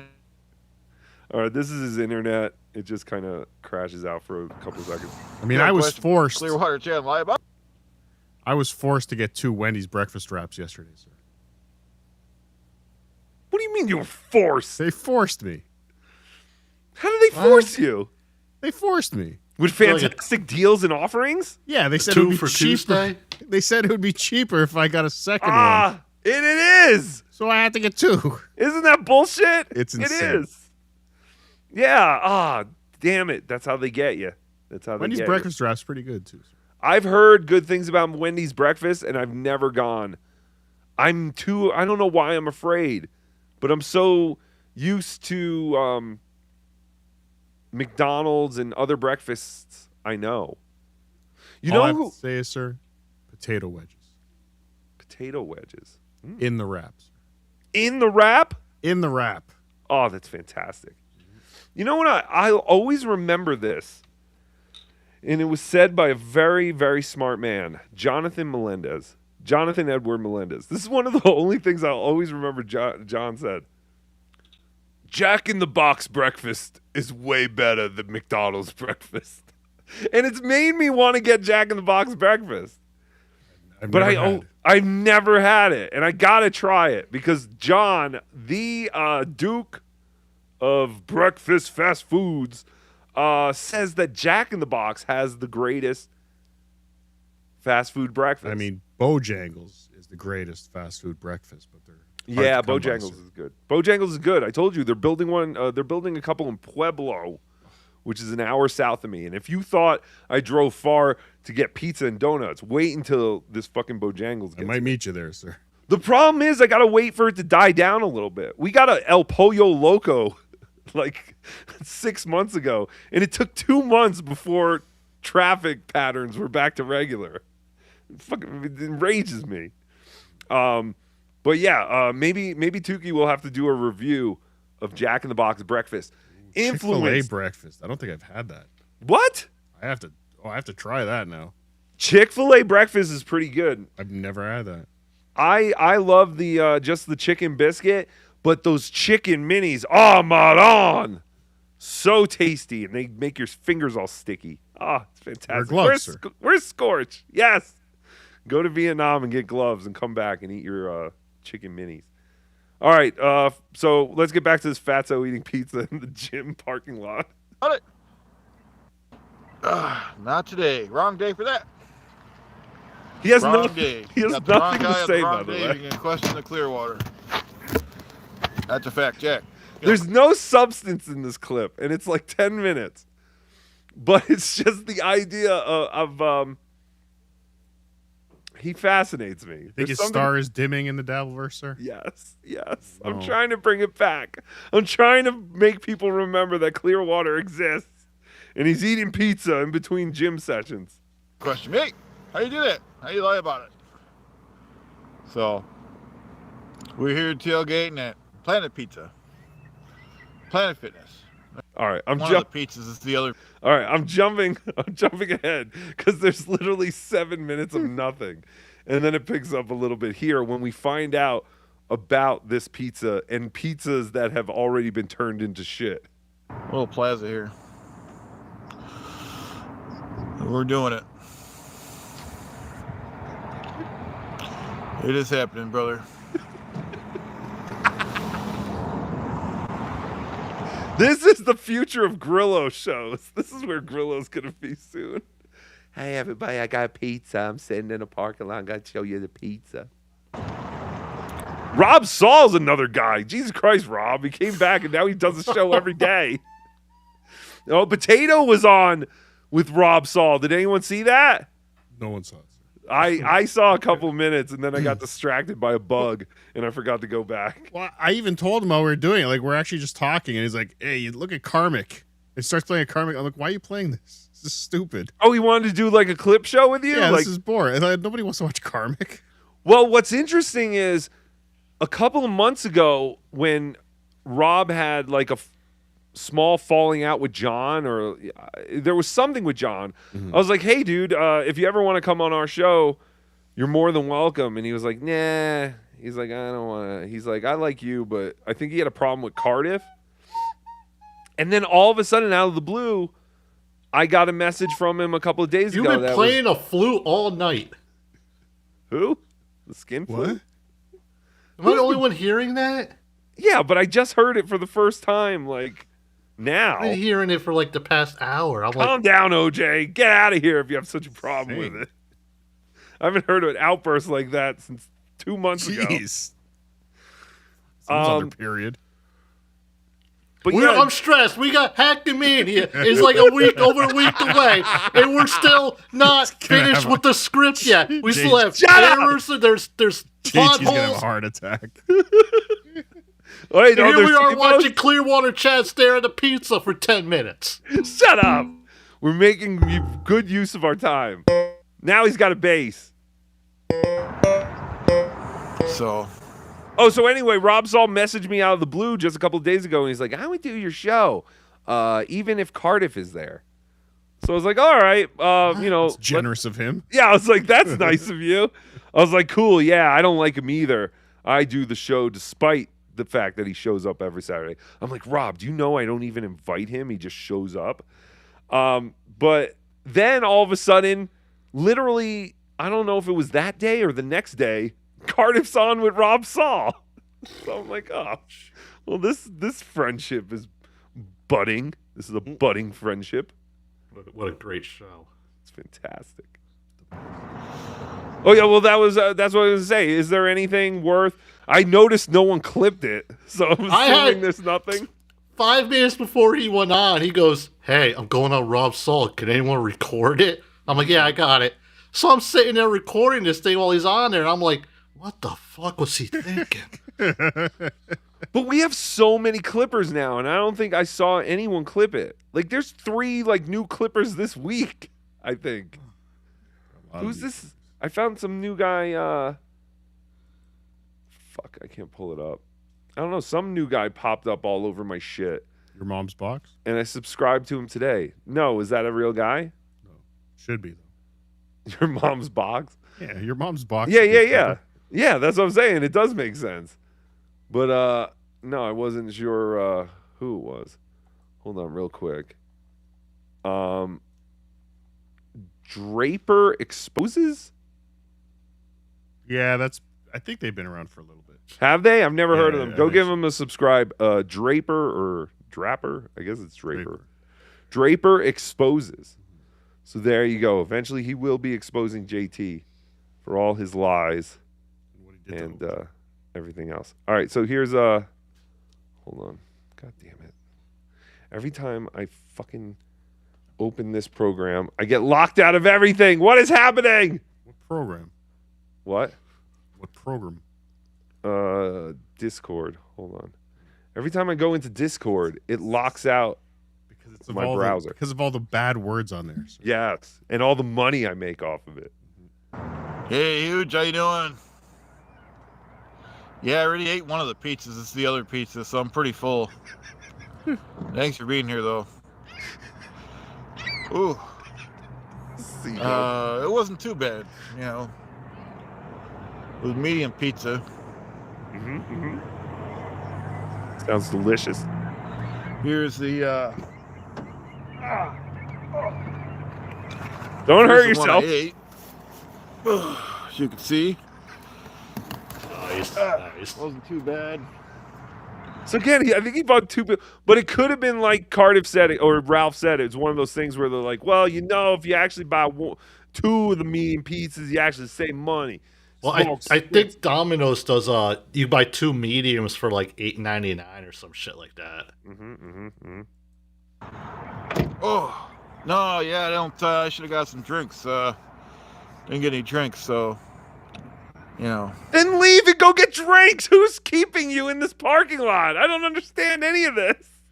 You should walk into Planet Fitness and buy a bottle of water. He should go into Planet Fitness and start handing out slices of pizza to people on different equipment. Well, that's what they're known for. I didn't plan this out too good. Next time we'll make. Everyone says that, but I've been a member of Planet Fitness for. You gotta go on Friday nights. Is that really what it is? When I used to go to Planet Fitness like 15 years ago, it was like, I think Friday nights was like pizza night or some shit. I've been a member for 2 years. I think I've gone 3 times. Get a little better. We'll invite some people. I just keep my membership because it's a cheap shower if I'm ever homeless for some reason. Like, it's worth the $10 a month to not go to the gym. Yeah, but why don't you just get the membership when you become homeless? Because they need an address, stupid. Can't just get a membership without an address. See? Tookie's out of you. See? I win, you lose. So, It is what it is, I guess. You know what I mean? It's like I shit. said, we are at Planet Fitness. We got the pizza. It's 10 minutes of this. We're not staying too much longer. Had a busy day. I still have to get some snacks for lunch. Okay. This is where I got lost. This is the part I wanted to get to. Thank you for saying that, Clearwater Chad. So he's already eaten a medium pizza 2 hours ago. He has another full medium pizza, and he's worried that he didn't get snacks for lunch. Again, remember, this is a guy whose whole stream thing now is about how he's getting back in shape and going to the gym. So I love him. I really want to know what time did he eat the first pizza? Because it was before lunch. But how do he does work like nights, I think, too. So yes, that's true. That's true. He Man works 3 jobs, sir. That's true. He does have a different schedule than all of and us. he was running for vice president. Oh, now I feel bad. You fuckers. How dare you? But yes, a lot of food and snacks on Clearwater Chad's road to weight loss. I know a lot of people were asking, Tookie, we haven't heard about Clearwater Chad in a while and his weight loss journey. So there you go. Now you got it. That's all he's been doing. I always do that. Motherfucker. Can you take that down? I always do that. All right. Boss Man Jack, real quick. There's an excellent Twitter called its_pickle time. I believe this guy also has a YouTube because I think I might have used some of his clips before. And he has been documenting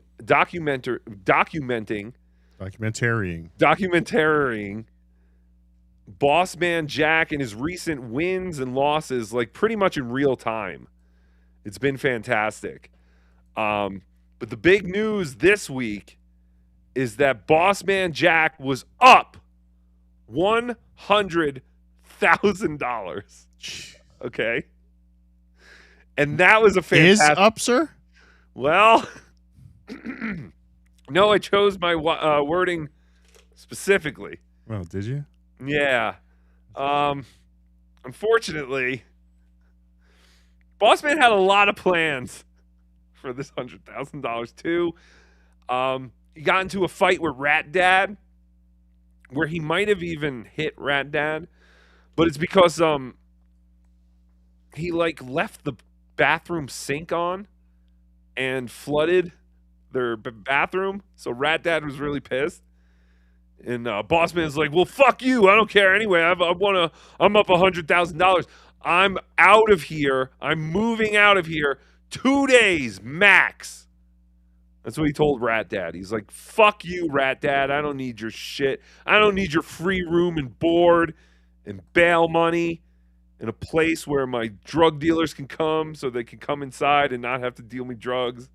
Well, no, I think he goes into the cars or something. But either way, no more need for mom and dad. Boss Man's up $100,000. He's moving out in 2 days. I also did hear he did get his license somehow. That was another big arc to the Boss Man Jack story, was that Boss Man was very excited and kept talking about how he was going to the DMV. And I think he failed the test. Maybe he was getting married, sir. Oh, that's possible too. Yeah, that's when Tookie got married. It's very beautiful. I cry every time I renew my registration. I'm like, oh, it's exactly how I remember it. Oh, there's the cubicle where me and your mom got married. Did you get your wedding picture taken where they take your picture for your driver's license? That would have been nice of them, but no. They give you a commemorative driver's license. You get nothing. You just get some lousy marriage license that I don't even know if we still have. I'm sorry, I love you both. I don't mean to disparage your. No, we took a picture. We took a selfie in the car with our dogs and some other people. It was fantastic. But yeah, so, and as you can see, there is a oh no, you can't see because I have not shown it. But yes, the day after Boss Man was up $100,000, as these dancing crabs will let you know, Boss Man lost his $100,000. Here's a 1-minute clip. He went back to limbo. He went back to that limbo game. Full screen, sir? Yeah. That's full screen. You can make it bigger. But so this is limbo. At one point, he was up $100,000. And as you can see, he is down to $2,348. So what better game to bet $500 a click on than limbo? Yes. No. Oh. Bro, okay. I'm losing it all. I'm literally about to lose. There we go. It's all gone. I knew it. I fucking knew it, bro. I fucking knew it was gonna happen, bro. I knew it was gonna happen. It's okay. What, I'll see you everything's guys later. gone? I hope you guys enjoy. I'm not gonna be live for a few days. Yeah. So he lost everything. Like, did we watch the entire cycle of the 100,000? Did he start this clip? Oh, okay. I was gonna. No, that's what I'm saying. Okay. He did not, because the thing is, he's been gambling so much. He's not even streaming gambling. So a lot of his gambling is happening like behind the scenes. But then people are paying attention to just when he does come back on and his balances and all that shit. But yeah, he actually took it pretty well, I think. The ones that care about me, just pray for me. I'm fine. I'm doing just fine. And pray for those that are hating. Like this guy spamming, dude, he needs help, bro. Also, actually, I'm gonna mod some people and y'all just take care of all these people. Get the two-step set up on my goddamn get the two-step set up on my shit and just ban all these motherfuckers, bro. Alright? I just want to do it, bro, because they really don't get to me. I just don't want them here, bro, you know? He sounds his name sober. is fucking Hunter. Shut up. He's very sober. He has to be. I think he's still on probation. I don't know what he's on. This motherfucker is always, he gets, there's a warrant, he goes to jail, the next day he's out, and then he's smoking crack again. So I don't know what the hell's going on. Okay, gone. Bro, that's how you know he don't have any more money. He don't have any money. You know, that's fucking sad. So yeah, he he just wants people to pray for him, and most importantly, pray for the haters. Because no matter how bad Boss Man Jack's life is, the haters' lives are that much worse. And I have said it once, I'll say it again. We need to get Boss Man Jack to Hackamania one year, if he's still alive after this year, because that would be fantastic. What are the chances? I don't know. John's that he'll still be alive. John's still alive. Cockroach. Oh, that's what makes me so angry. We've got Great segue.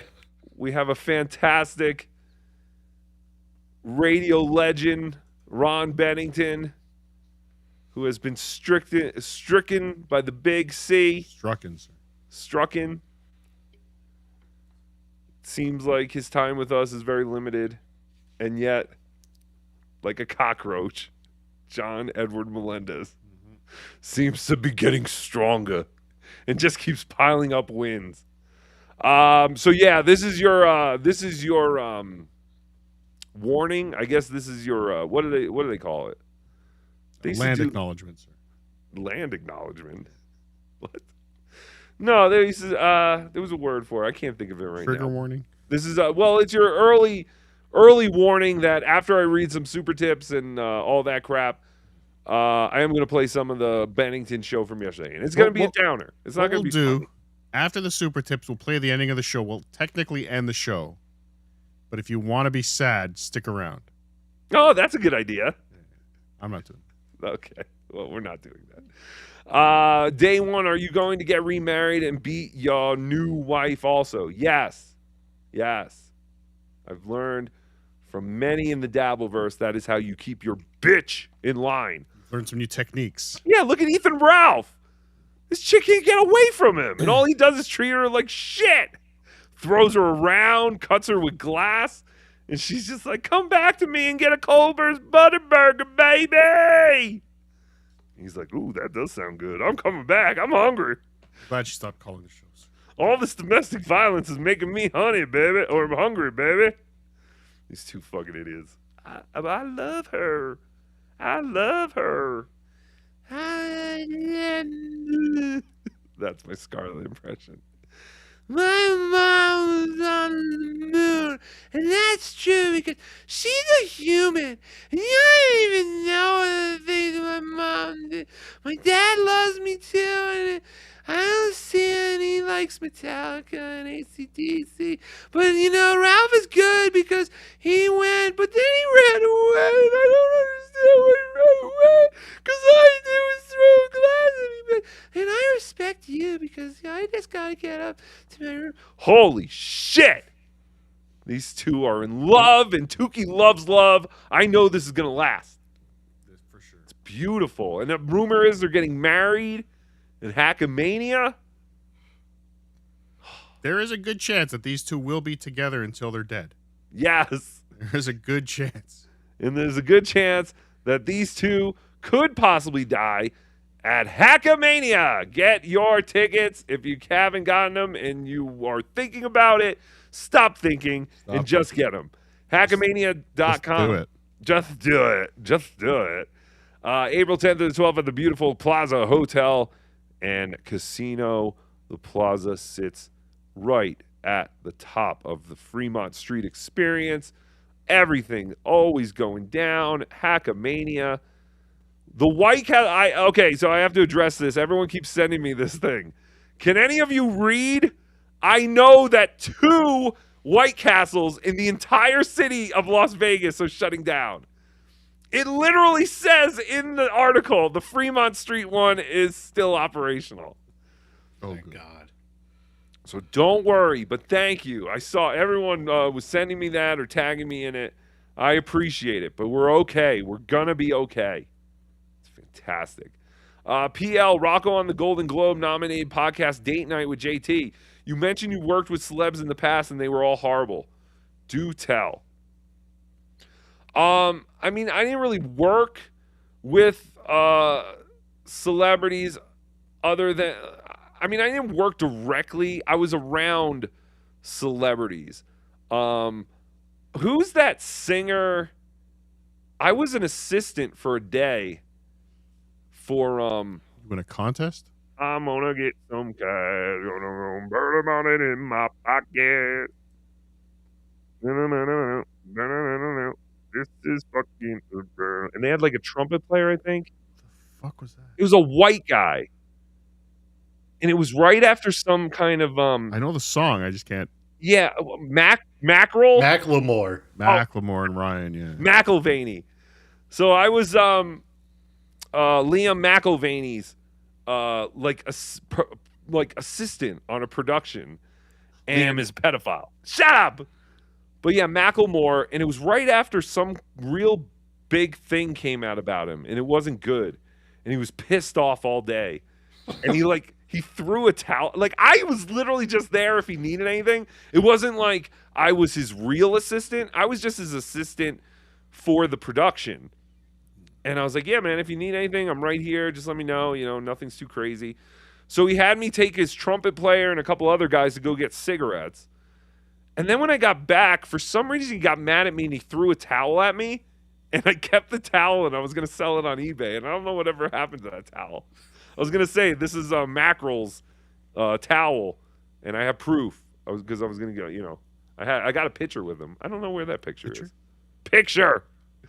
But yeah, and then Patton Oswalt, I met one time just interning at the Free FM. We had some real low-level celebrities come through there. You see him kill his wife, sir? No, his wife was still alive when I met him. I got him a water, and I never realized, like, I didn't know how small he was. He's a very tiny man, very tiny. But he was nice. And I don't know, most celebrity interactions I had were very nice. The coolest celebrity interaction I had was at Sirius on Raw Dog. I was screening calls for the Pete Dominic show, and he had Artie and Mitch Hedberg's wife in at the same times, and they were just telling stories about Mitch Hedberg. That was pretty cool. And Artie was very nice, and Mitch's wife was very nice. Comedy Pocket. What? JT asked Rocker to check his messages for a spy report. Jesus Christ, everyone's a producer on my show. Spy report. This better be important, Moody. Oh shit, it is. How about you fix super tips, Moody? Oh shit, wait, this is important. Oh. I just picked up your salt and pepper chips. Or salt and vinegar chips. Looking forward to seeing you. Oh, you too, Moody. Moody, I forgot to tell you what chocolates I wanted. But I definitely want the fruit and nut. Ugh. I'm sure you left already. Because I guess you already got the chips. Saying that's the wrong message. I definitely want the fruit and nut. Wrong message. Wrong shit for brains. message. Oh, that's the wrong message? Yes. What do you mean? He's saying there's another message. Oh, there is another message. Group chat. Oh, Jesus. I don't. All right, hold on. I know this is important, Moody. There's some kind of. Oh no, this is horrible. I don't want to. This is. Nelson's dead? She's someone's daughter. I mean, oh no. Oh, Scarlet.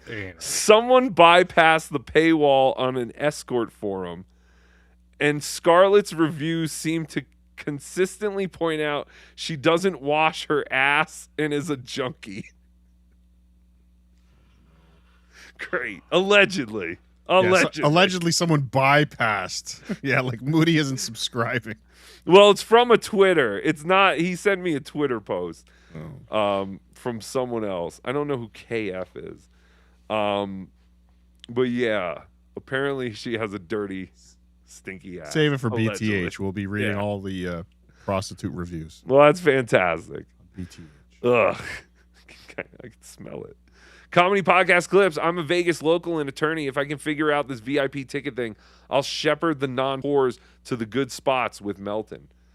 Yeah, again, I don't know if there are VIP tickets. If anyone has a VIP ticket that they're looking to get rid of to sell or whatever, contact Comedy Podcast Clips. Look, Comedy Podcast Clips. The VIP's a scam anyway. Yeah, it really, you don't, there's, I mean, Just I don't buy wanna your own say that. pizza. Yeah, I mean, I think you get a booth and pizza and salad and whatever other food. You get premier seating.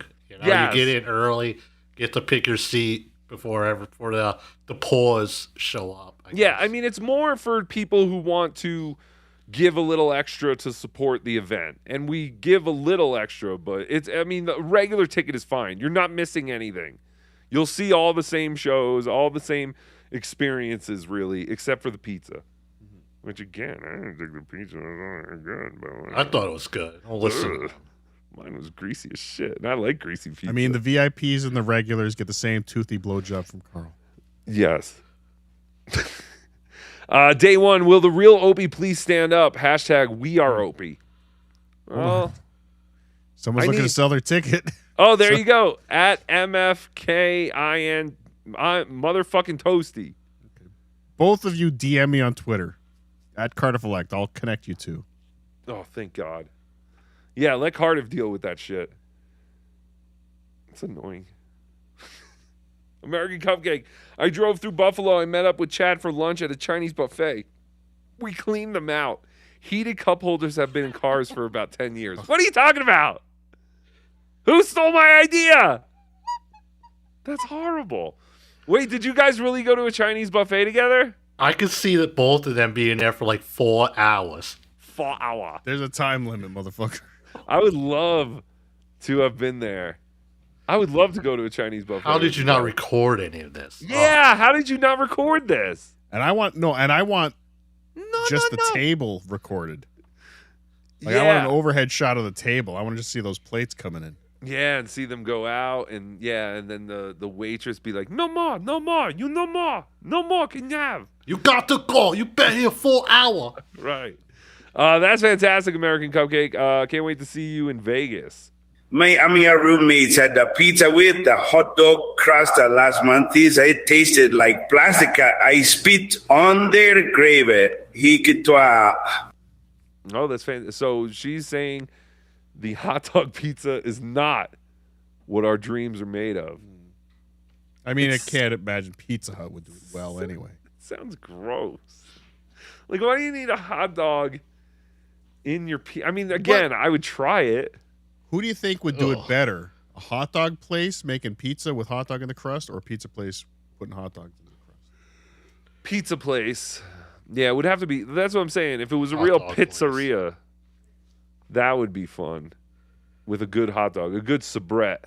You need a good, because you need the soubrette with the natural casing so it snaps when you eat into that crust. Of course. I'm waiting for Dr. Steve's review. Dr. Steve ordered my hot dogs from that website, njporkroll.com. Oh, did he? Yeah, he sent me pictures. They're here. The hot dogs are here. I can't wait to eat them, Tookie. They're hot dogs. Jay Loiter, Skyline Drive, West Virginia would pay 20 cents per can to keep the wildlife preserve litter free. Bunch of hippies.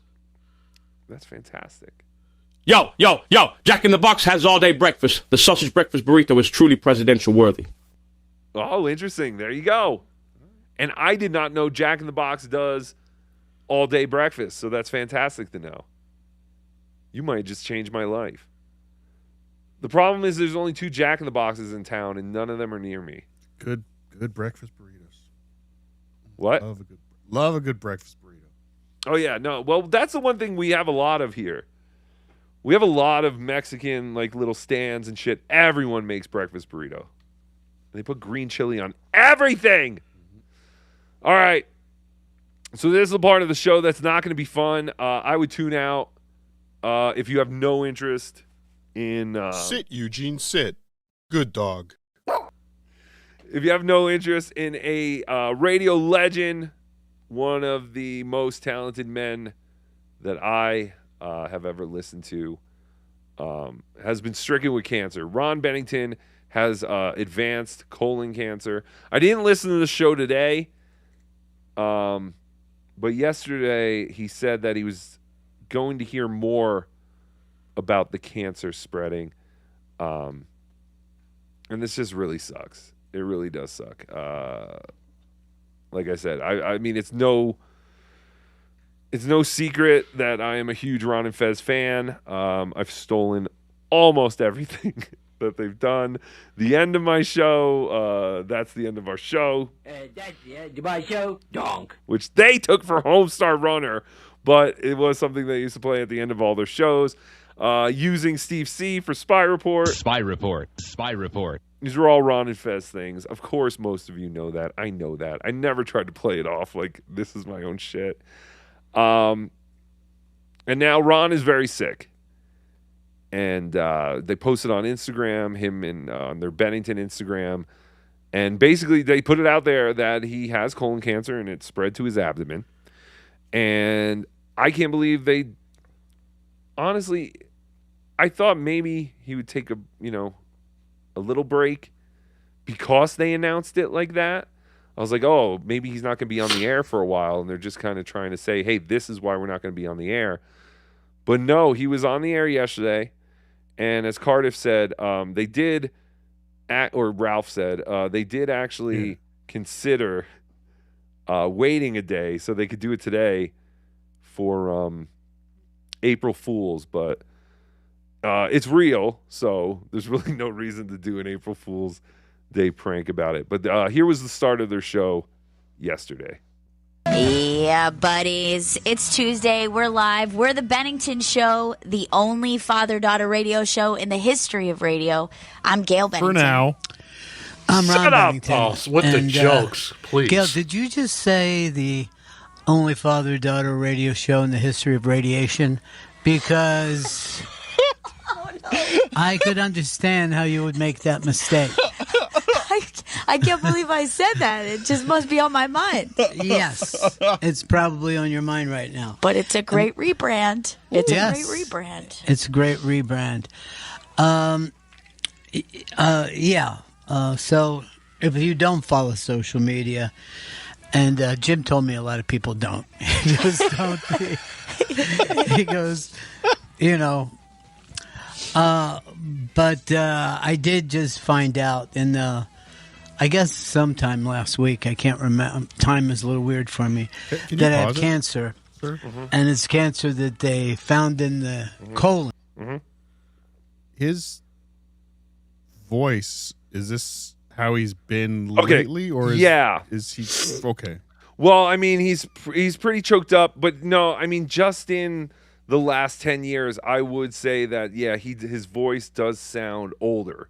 And like he sounds like he has he's holding in his dentures or something. I just wonder if that's the treatments or something.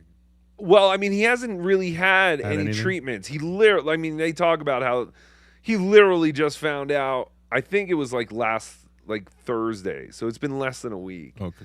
And he talks about how he was still undergoing tests, and they were going to find out yesterday about the spreading of the cancer. And that's why I was curious if they even went on today. What's funny is everywhere I looked, there were YouTube channels that reposted their show from yesterday. The Ron and Fez subreddit, everyone was like, I need to hear today's show. Nothing about today. So I don't know if they went on at all. I'm assuming they didn't, but I don't know. But it gets better than that because it has spread. So they said two things to me. Lucky, you got even more cancer. And B, thank God we're finding this late. So I don't think I don't think I have a good doctor. I'll just say that right away. I'm concerned. But I'm concerned. I thought that was really. I thought that was great. That was because it was funny. It's like you're lucky. You have a lot of it. Yeah, you got more. And the good news is we found it really late. You must have had a coupon. So he's obviously setting this up that things are not good. But they try to be very positive throughout the episode. They even ask the callers to call in with any kind of advice, and they're willing to to listen to anyone. And not to make the comparison, because there is no comparison, but compare this reaction to I'm dying of cancer to John and his broken wrist. Right? That's a good call. He's handling this much better than John is handling a broken wrist. I did not even think about that, but you're right. You're absolutely right. John is such a baby. Fuck. And Ron's just like, yeah, this is my life now. You know how many messages I got that we didn't talk about the kidney stones on BTH? I'm like, who gives a fuck? It's over. Voltaire, this guy in Ken Otto got cancer. OJ is riddled with AIDS. Yes, yet Stuttering John is clean. There is no God. Yeah, there is something to that. Like, it is incredible how some people just live forever, no matter what they put in their body. And I hope Tookie is one of those people, because I put such garbage in my body. About him. Yeah, but people like you, so probably not. Oh, yeah, and people like me, just like Ron. God damn it, we're destined for the same, Ron. Me and you, together forever. Not forever. Tookie belong a little less. So yeah, that's the situation that I'm in right now. And obviously, the first thing I thought is I want to keep this private. But then again, I thought that this is a family radio show. And this thing happens to the whole family. We've all been through it. Yeah. Yep. On one side or another. So. Shut up! Who did that? That was not me. Ron, that wasn't me. That was JT. The only thing that concerns me is the people in my life. Yeah, I know that. I see their pain. Yeah. And it's 100% true. Just so the you family know. show. Yes. I was preparing for Blind Mike to be here. Yeah, I did invite. that would have been really. Yeah, I had good. more Blind Mike clips that I could find you laughing.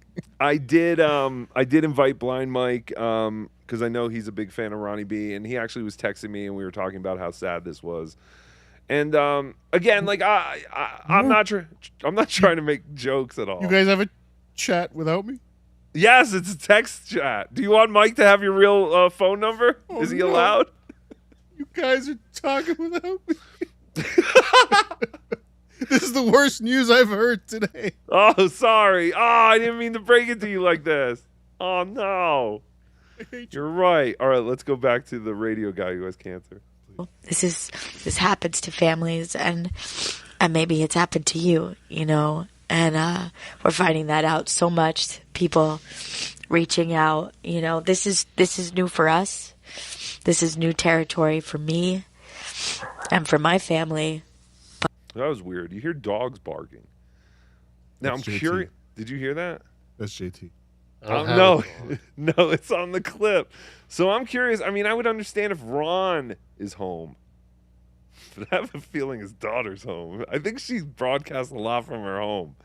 Listen, it's no secret. Tookie doesn't think Ron's daughter's very talented, but she seems very nice, and I feel horrible for his entire family.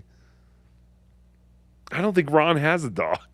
That's what I was going to say. Where's the dog noise coming from? Get back to work, Gail. Run Daz, has anyone told Eastside Dave? Yes. Yes, I am a member of my good friend.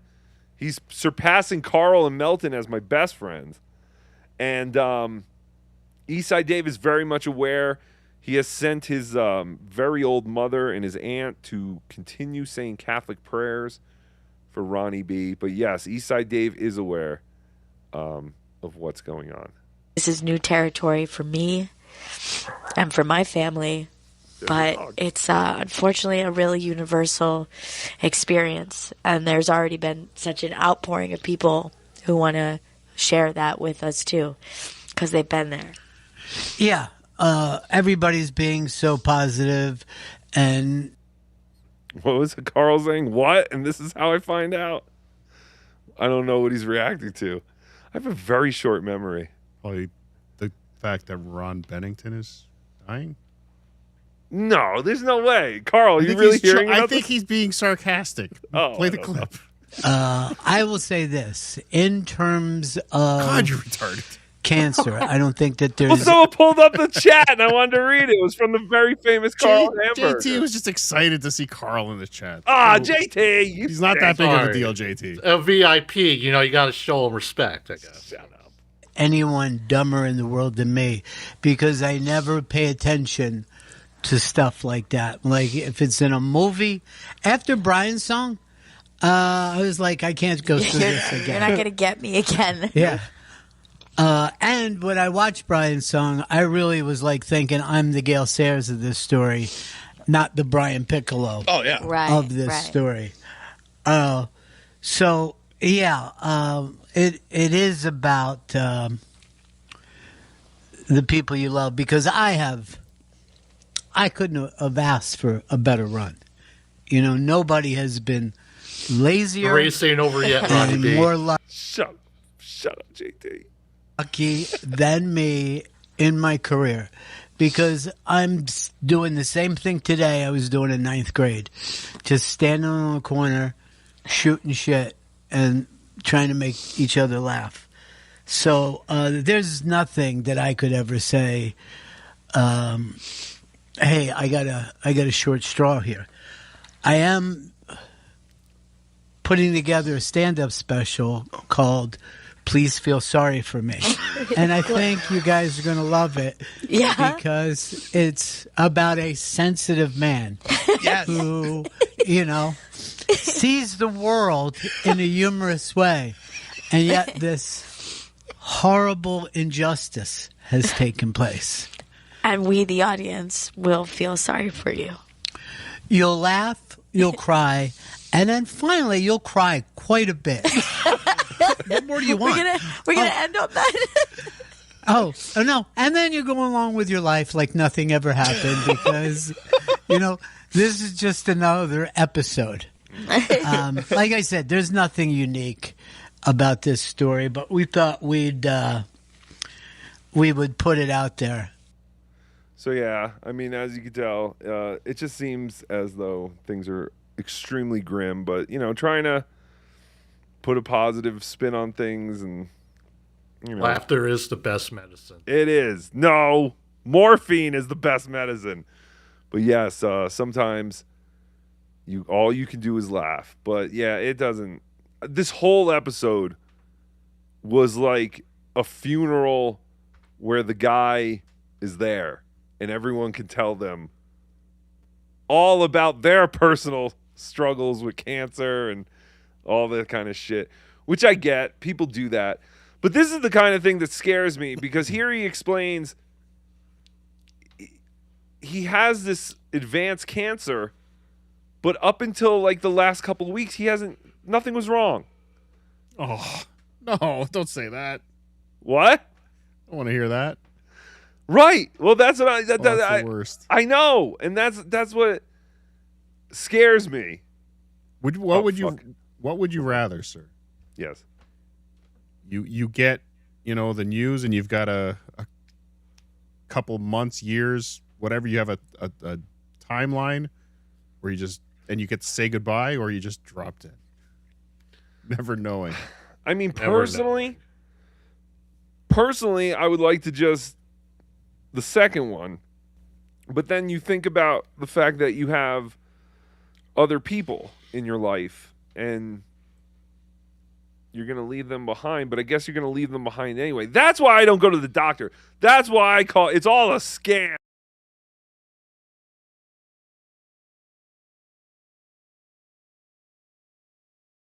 He told him he was sick. Was I showing nothing or something? Yeah, for a second there. Oh. But what I'm saying is, yeah, he wouldn't have known he was even dying unless he went to the hospital. If he didn't go to the hospital, he'd have no idea that he had cancer right now, and he'd still be doing all the great things he's been doing. Is that your message? Don't go to the doctor? Yes, don't go. No, please, get yourself checked.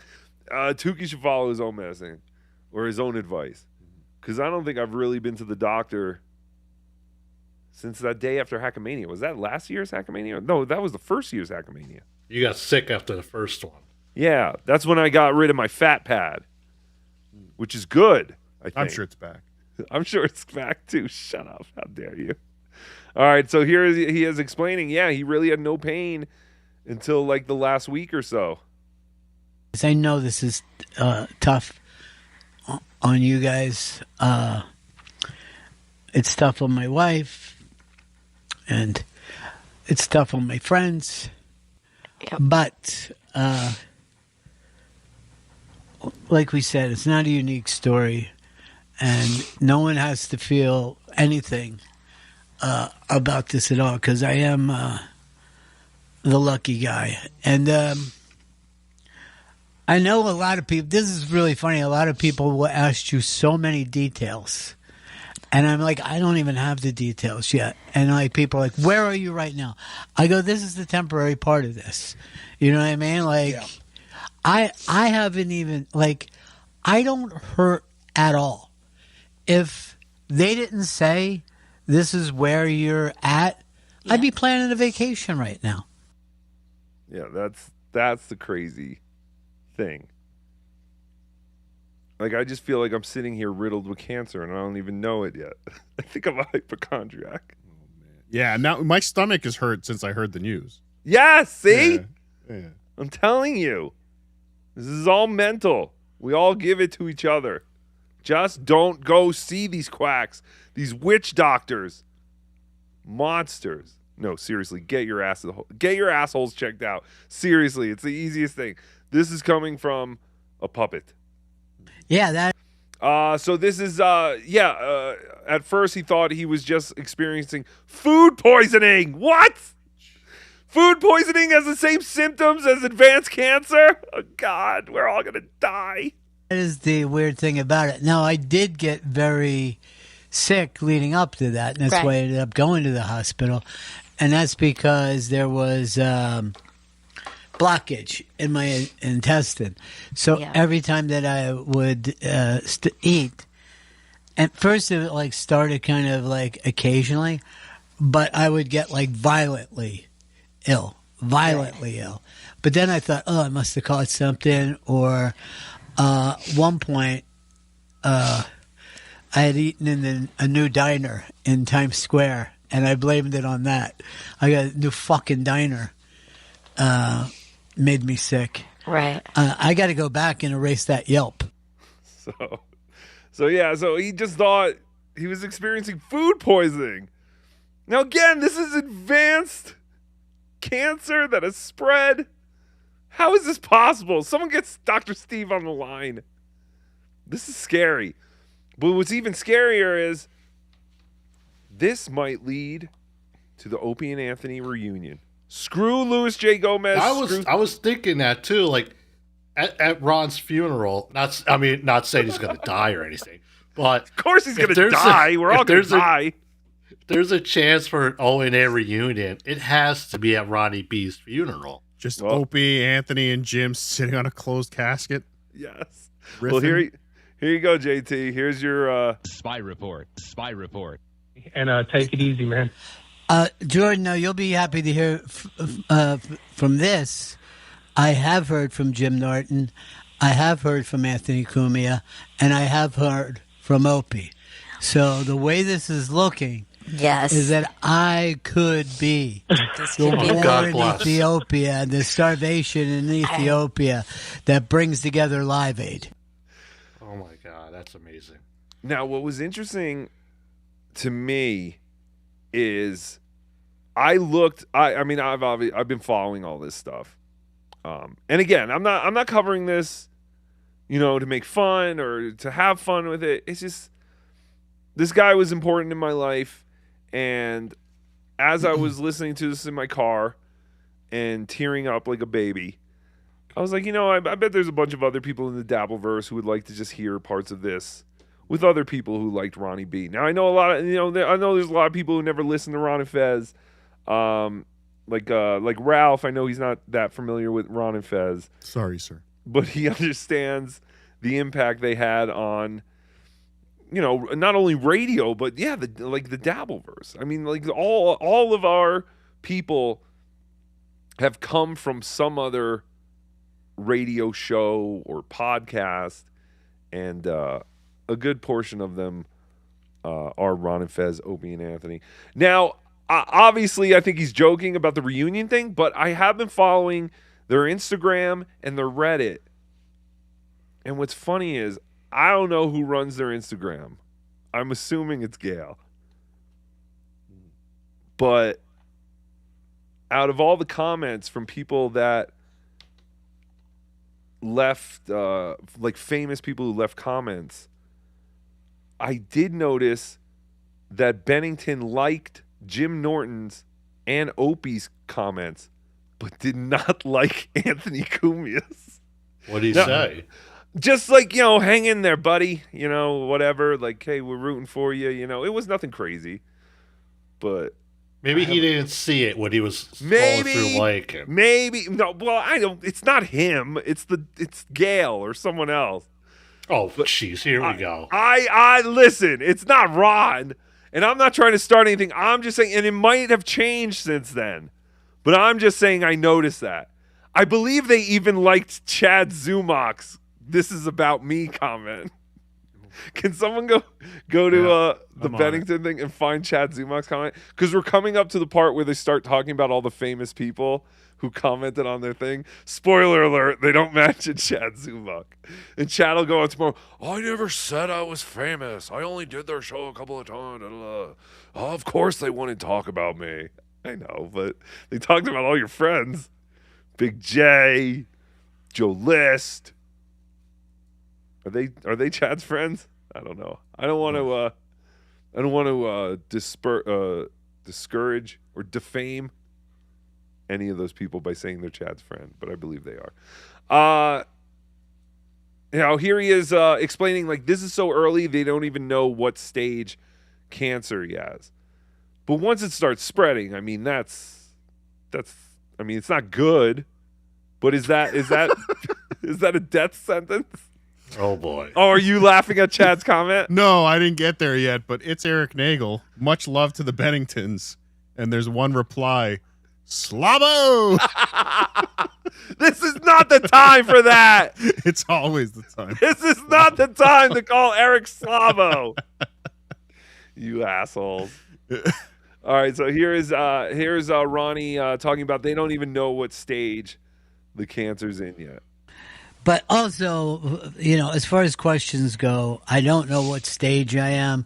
I don't know what the mutation I am. I'm hearing all these things for the first time. But someone just put up spreading is stage 3 at least. It sounds like so. I mean, so that stage 3 Yeah, it sounds depends better where than it's 4. spread. If it's still in the same area, that's like maybe a 3. Right. I do know people who have survived stage 4 cancer. Now, maybe can you survive stage 4 cancer? How many weeks did they survive? Well, I mean, they survived for a good amount of time. That's why I question whether they really had stage 4 cancer. I think they would have been lying. Can you survive that? Like go into remission from? I think they said they went into remission from stage 4 cancer. It's possible. Again, chemo could do the trick. Surgery could, who knows? Anything's possible. I just remember being like, "Oh, that's awesome! Oh, that's great!" And then when I left them, I was like, "I think they're full of shit. I've never heard of that with stage 4 cancer." Are you ready for it? Yes. You want to share it, or you're just going to read it? I'll just read it. Okay.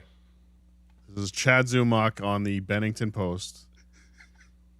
Ron, the amount of love pouring out to you is a reflection of who you are and what you mean to people. Just remember that as you fight this. Thank you for everything you've done for me. Is that it? Yeah, that's it. For me. Slobble was funnier. Yeah. But everyone does that. They make it about what this person has done for them. And I don't know the right way of doing it, but and also I feel like a dirtbag goofing on Chad being a human on Ron's thing. Even though obviously it's for it's not he's very much like Opie. Maybe Joe Rogan will see this post. Right. Yeah. Holy shit, I remember Chad. Chad knew Ron too. I know Ron. But yes, thank you, Chad, for sharing your thoughts on the whole Ron Bennington thing. Again, I'm sharing my thoughts now as well. And but it was funny to see Chad. No, it sucked. I mean, like I said, I wasn't a fan of him. I didn't know him very well. I knew he existed, but sad. Sad to hear. I'd feel sad if it was Chad making the same announcement. Like it's no, you wouldn't, you liar. I don't want anyone to go through this. That sucks, man. Even John? Yeah, I wouldn't want him dying slowly of cancer. Really? Yeah, really. Oh man, we are different people. A car accident, maybe. That's all I kept saying. I just kept saying, why Ron, not John? Why Ron, not John? I was marching through my house, my 6-year-old. I had her. We were chanting it. We went out to the streets. Why Ron, not John? People have reached out. As Joe the List said, a who's who. Really? Oh, so yeah. So this is where they're talking about the who's who in comedy who wrote to them on Instagram. They mentioned Joe List, and that's when I was like, Z-Man.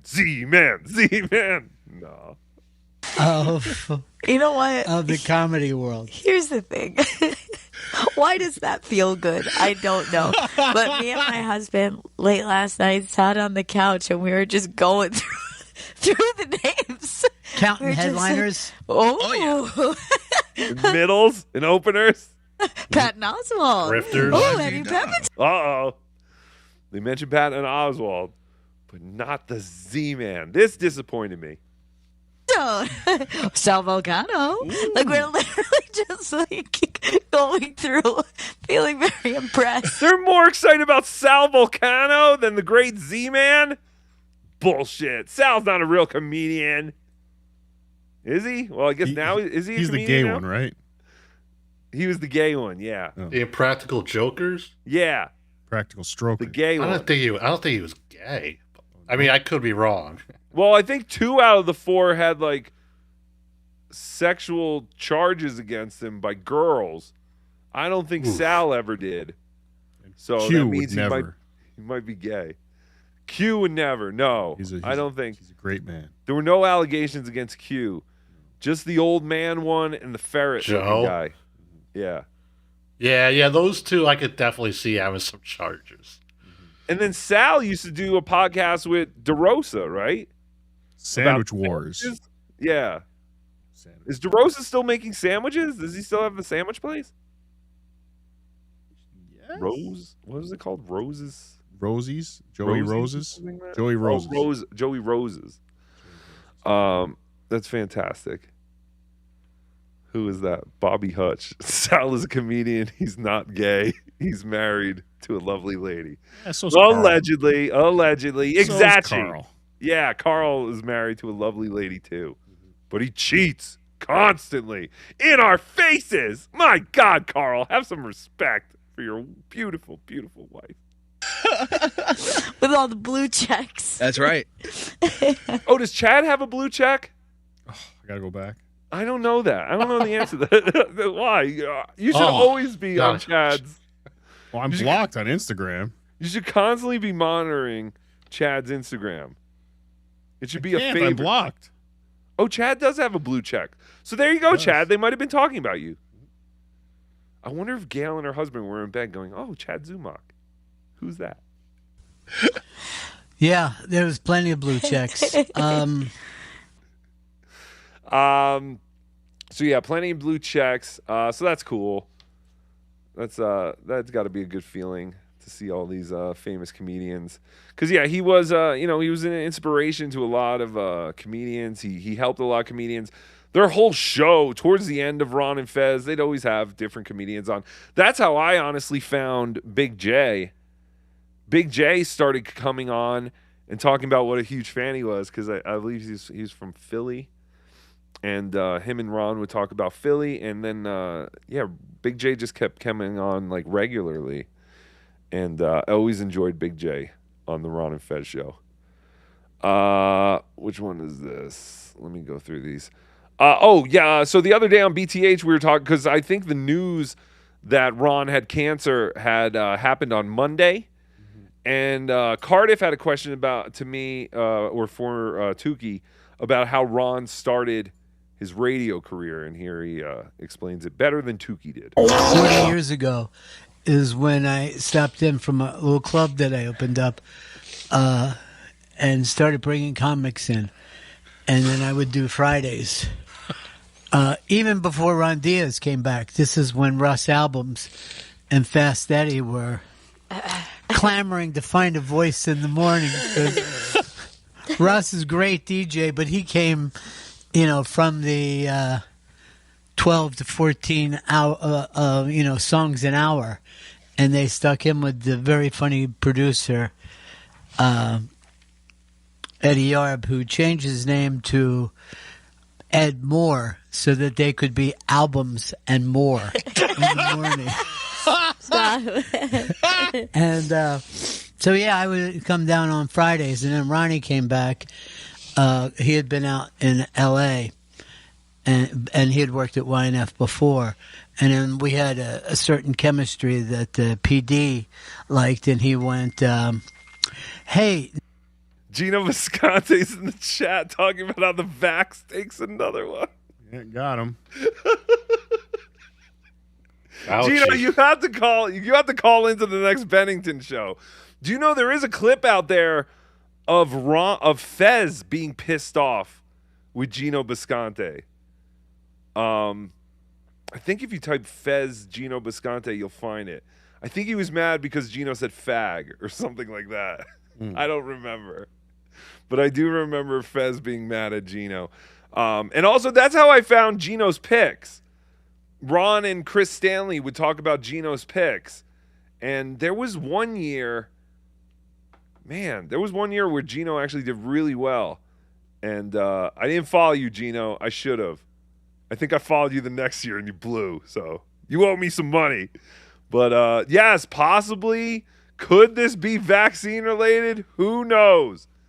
We need answers, and we need Ron to start yelling about Fauci immediately. Next Friday, when you bring the comics in, why don't you come alone? And I go, why? And he goes, your comics aren't funny.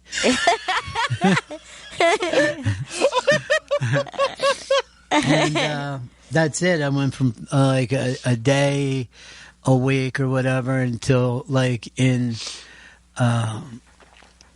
the following year, getting hired by the station. So that'll be 40 years in radio, which is pretty ridiculous.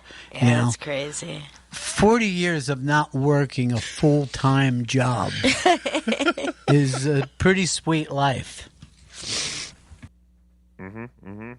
That's how Aaron Imholt sees it. That is the goal, to not work for 40 years. It's all our goals. Absolutely. But yeah, so basically he owned a club. He used to promote the shows every Friday, and they basically were like, hey, all your comics stink, but you're really funny. You want a job? Which is really cool. All right, here, all the callers on this show were the worst. But again, I get it. Everyone's just reacting to the news of, this guy that they love who's dying of cancer. And everyone has had their own experiences with cancer, whether you've had it or a family member or a friend. So everyone always wants to give their 2 cents about cancer. And this caller was the worst of all of them. But a lot of them were bad. Ron, I'm not going to go sympathetic. So listen to me, you cocksucker. You're not going anywhere. That's number one. Number two. He's dying. 13 years ago, I was diagnosed with prostate cancer. Freaked me out at first, but I came up with something, and I want you to repeat after me. Say, T. What is it you want to say, dude? That's so strange. These fucking callers, man. I get it. You got good intentions, but guy's fucking literally dying, and you want him to fucking do a bit with you. Ron's like, look, I would kill for prostate cancer. Yeah, right now, prostate cancer sounds pretty sweet. Walk in the park. I don't give a fuck what your mantra was, you idiot. What is it you want to say, dude? I'm with you, but, Treatable, curable, you'll be fine. That became my mantra when I was dark. I just used to say TC, YBF. Yeah, that worked. And I'd repeat it to myself. And wait, he went to TCBY? That's why he cured his cancer, that fantastic yogurt. What an idiot. I mean, John cured his broken wrist with an ice cream bar, so. That's funny because he needed calcium. Calcium. A fucking retard. Is there any real ice cream in these ice cream bars? Like real milk? I don't know. I doubt it. They're all edible oil products at this Yeah, I did hear that. I thought that was funny. It's like, I had to get an ice cream bar because I got no calcium. It's my bones are brittle. I haven't got my Dove peanut butter crunch fucking shit thing. What's funny is the guy wanted him to say treatable, but he was going by each syllable because he said, repeat after me, tree. And then everyone's like, what the fuck you want? Treatable, curable, whatever the bull. Stupidable. I am 13 years later, and I'm in great shape. So again, this is just all to call up and brag, hey, I had cancer too, but I wasn't such a pussy and I beat it. That's pretty much what this guy is saying. So the callers really drove me nuts. I'm 13 years later, and I'm in great shape. So wishing you all right, the my best. friend. You're going to be okay. You're going to be okay. Say the goddamn words. I'm going to be okay. I've been informed that is a line from a movie. A movie I obviously have not seen. Reservoir Dogs. Oh, that's fantastic. Oh, is that where the dogs and the babies talk? No, it's where the guy's like shot in the back seat. The guy's telling him, he's like, you're gonna be okay. Like Harvey Keitel is telling the guy, you're gonna be okay, or something like that. You're sure it's on the movie where Bruce Willis and Roseanne Barr were talking babies, and then there was a talking dog? Look Who's Talking Too, sir? Christy Alley. Yes. No, I think it was Look Who's Talking Now. Oh. That was the one where the dogs talk. You're right. Bruce Willis and Roseanne Barr were Look Who's Talking Too. No, Christy Alley. She was the mother, stupid. Roseanne Barr was the voice of the new baby. Do you know nothing about movies? Oh, shit, you're right. My bad. And then there was a third one where the dogs talked. I've seen all I those. thought you were making a Christy Alley fat joke. Oh, no. Oh, John, or JT, I mean. Oh, shit, I doxed JT. No! But yes, I never thought about that. I haven't seen any of the Godfathers, any of the Star Wars, any movies that have any critical acclaim, but I've seen all the Look Who's Talking movies. I've seen all the Multiple Police times. Academy movies. I've never seen those. When I saw did the Look Who's cartoon. Talking come out? Definitely in the late 80s. I remember going to school after seeing that and like just couldn't stop talking, trying to describe the sperm scene at the beginning of the movie. Yeah, the sperm swimming through. Yeah, I thought that was the best part. As a kid, it was the greatest thing I'd ever seen. Honestly, that's exactly what I was thinking about as we were talking about Look Who's Talking too. It was I thought it was awesome as a kid. I was like, this is great. It was so well done. It cracks into the egg. It like AI teaches you all you need. Teaches you everything about the birds and the bees when you're like 5 years old. It's perfect. I was 22. The next clip I'm not gonna play. It was basically I was gonna show that was a horrible caller, and then he did have some really great callers, like his good friend Rap, who he's known since he was 10. Ralph? Rap, no, not Ralph. Rap, the rapper. I don't think he actually rapped.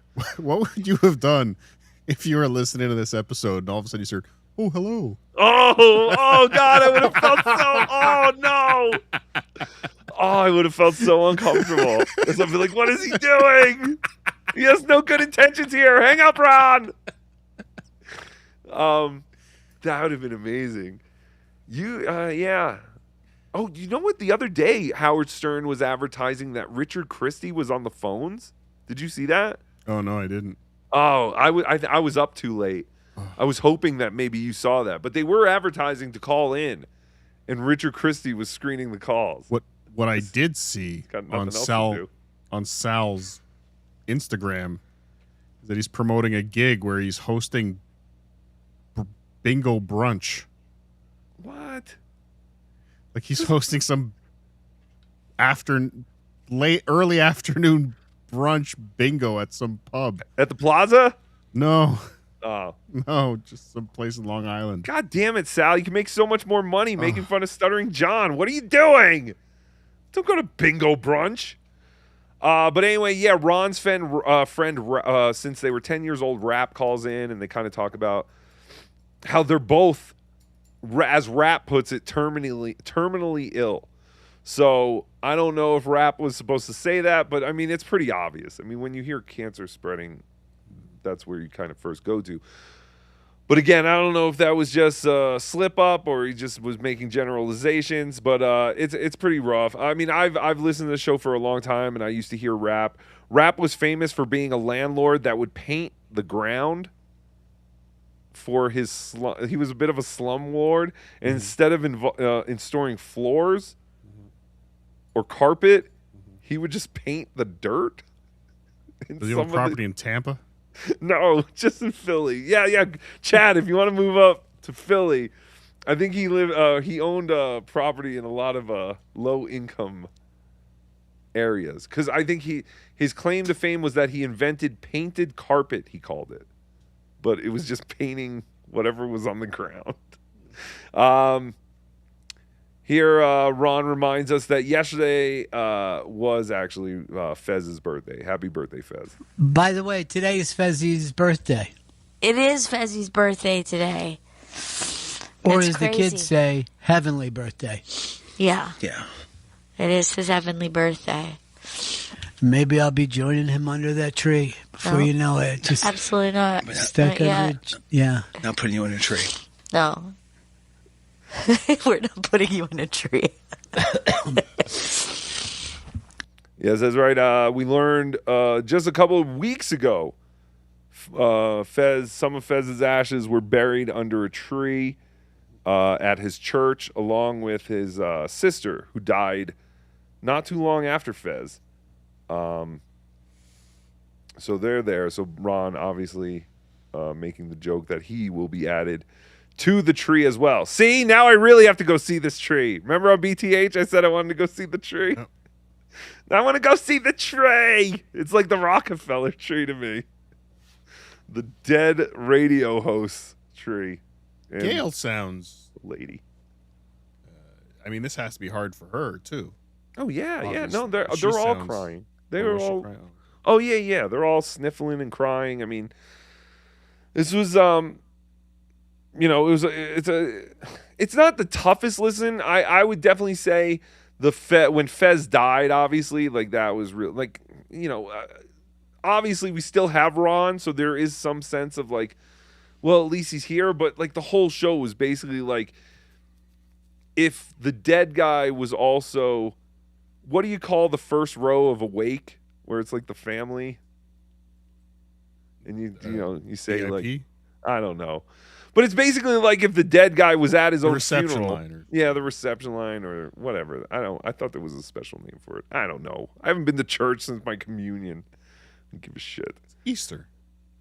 Easter? It's Passover. Oh, yeah, it's Passover. What does Easter have to do with church?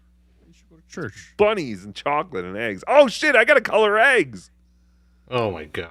Fuck. Do I still have time? They still have all that stuff? Yeah, they got to have all that stuff. You actually color eggs like you do real eggs? I have a 6-year. Yes. Yeah, but you do what 6-year-old wants eggs? They want chocolate eggs. No, They but want they peeps. It's just like the idea of coloring eggs. You didn't like coloring eggs? I never did it once in my life. What? What barbaric household were you grown up I in? want chocolate. But you, if I was running around the house looking for fucking hard-boiled eggs, I'd be pissed. You didn't necessarily have to eat them. It was just more of like a tradition, I guess. That's probably the problem. What, that's why my mother never would have done it, because it's a waste of eggs. Yeah, okay, I get that. Yeah, so here's a couple. She threw a couple Cadbury eggs under the couch and said, "Go look, go hunt." Praise Jesus. Go hunt, fat boy. God bless. See you at church. Oh, really? That's interesting. Yeah, I don't know. It was always a thing in my house. I probably colored eggs too old. Like it kept going. Like my mom was sick though. She used to like get us like Easter was like Christmas. I was a spoiled little shit. Like we get gifts. Like I remember getting Super Nintendo games for Easter. For Easter, yeah. God damn. Yeah, we did it right. You're lucky. Well, I mean, if you're gonna get gifts for Jesus' birthday, you might as well get it for his death, zombification, or whatever the fuck we're celebrating. What are we celebrating? The resurrection. I've got a resurrection. My pants. Hacka. Shut up. Line of the day. Hacka. Okay, so this is interesting. So we talked about all the famous people who reached out to Ron Bennington. Some of you might know that Ron and his friend Rap were friends with a celebrity. The great Don Vito, Bam Margera's uncle. He went to school with these guys, and he was part of their group. And they used to talk about it. His name was Vince, I believe. And there are some clips out there of Ron Bennington talking about growing up, and Don Vito getting into fights. There was one point where he got into a fight, and they thought he was dead, and then all of a sudden he woke up in the hospital on the table, and he started freaking out. But yeah, Ron was very good friends with Don Vito growing up, but surprisingly not Bam Margera's dad, Phil, and he'll explain. Hold on. Really got to me a little bit because we got a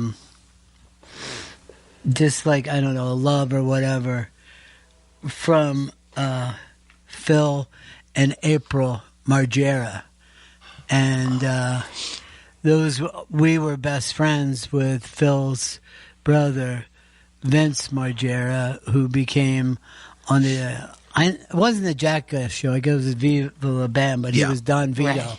Yeah. And I thought that was really sweet because I don't really know Phil and April. Like, they were already a couple by the time we were kids. They were like the Phil, older brother. Yeah. Wow.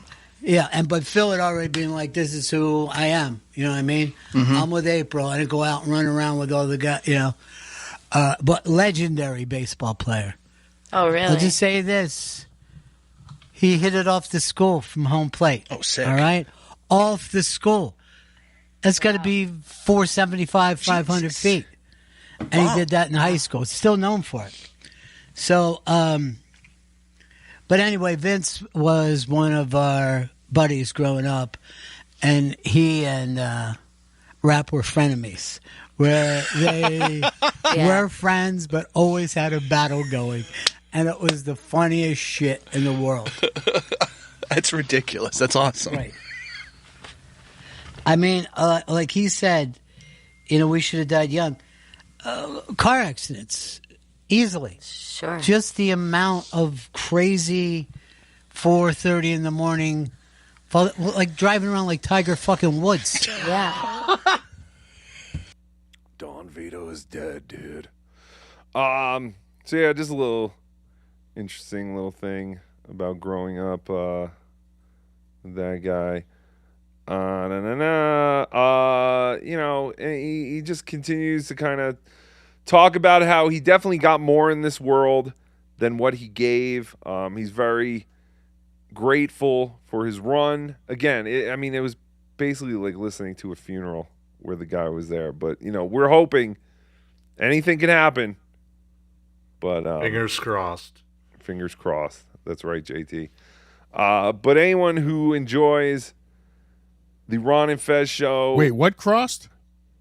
Fingers. Oh. Why? What did you think he said? I thought there was another Easter joke in there. Easter joke. I'm lost. Anyone who used to listen to Ron and Fez is familiar with Black Earl. And in true Black Earl fashion, he wrote a poem. Now, Earl doesn't normally write poems, but the poem stinks, which most of the things Black Earl would do on the air would stink. Roses be red. Cancer make me blue. Here's Ronnie and Gail, I feel sorry for you. See, that's good. That would have been way better. I'm a poetic genius, sir. I'm questioning whether he actually wrote this. Because I don't know if you're familiar, but there's a lot of computer programs out there that can apparently write pretty mediocre shit for you. I mean, look at this Karmic X guy. I mean, AI could do all kinds of mediocre shit for you in seconds. But here is Black Earl's poem to his longtime friend, Ron Bennington. Earl, what's the name of your poem? All We Have Is Today. All We Have Is Today. Jesus. Oh, God. Okay, by Earl Douglas. What the fuck? Can I say something, though? You can't judge a poem by its title. Right. True. I'm just worried about like what Jenny said, and it just feels like he's doing that. By the way, I just want to shout out Jenny Hutt. It's sumo orange season, and I'm eating one, and I always think of her because remember she would always like eat sumo oranges in her videos. Yes.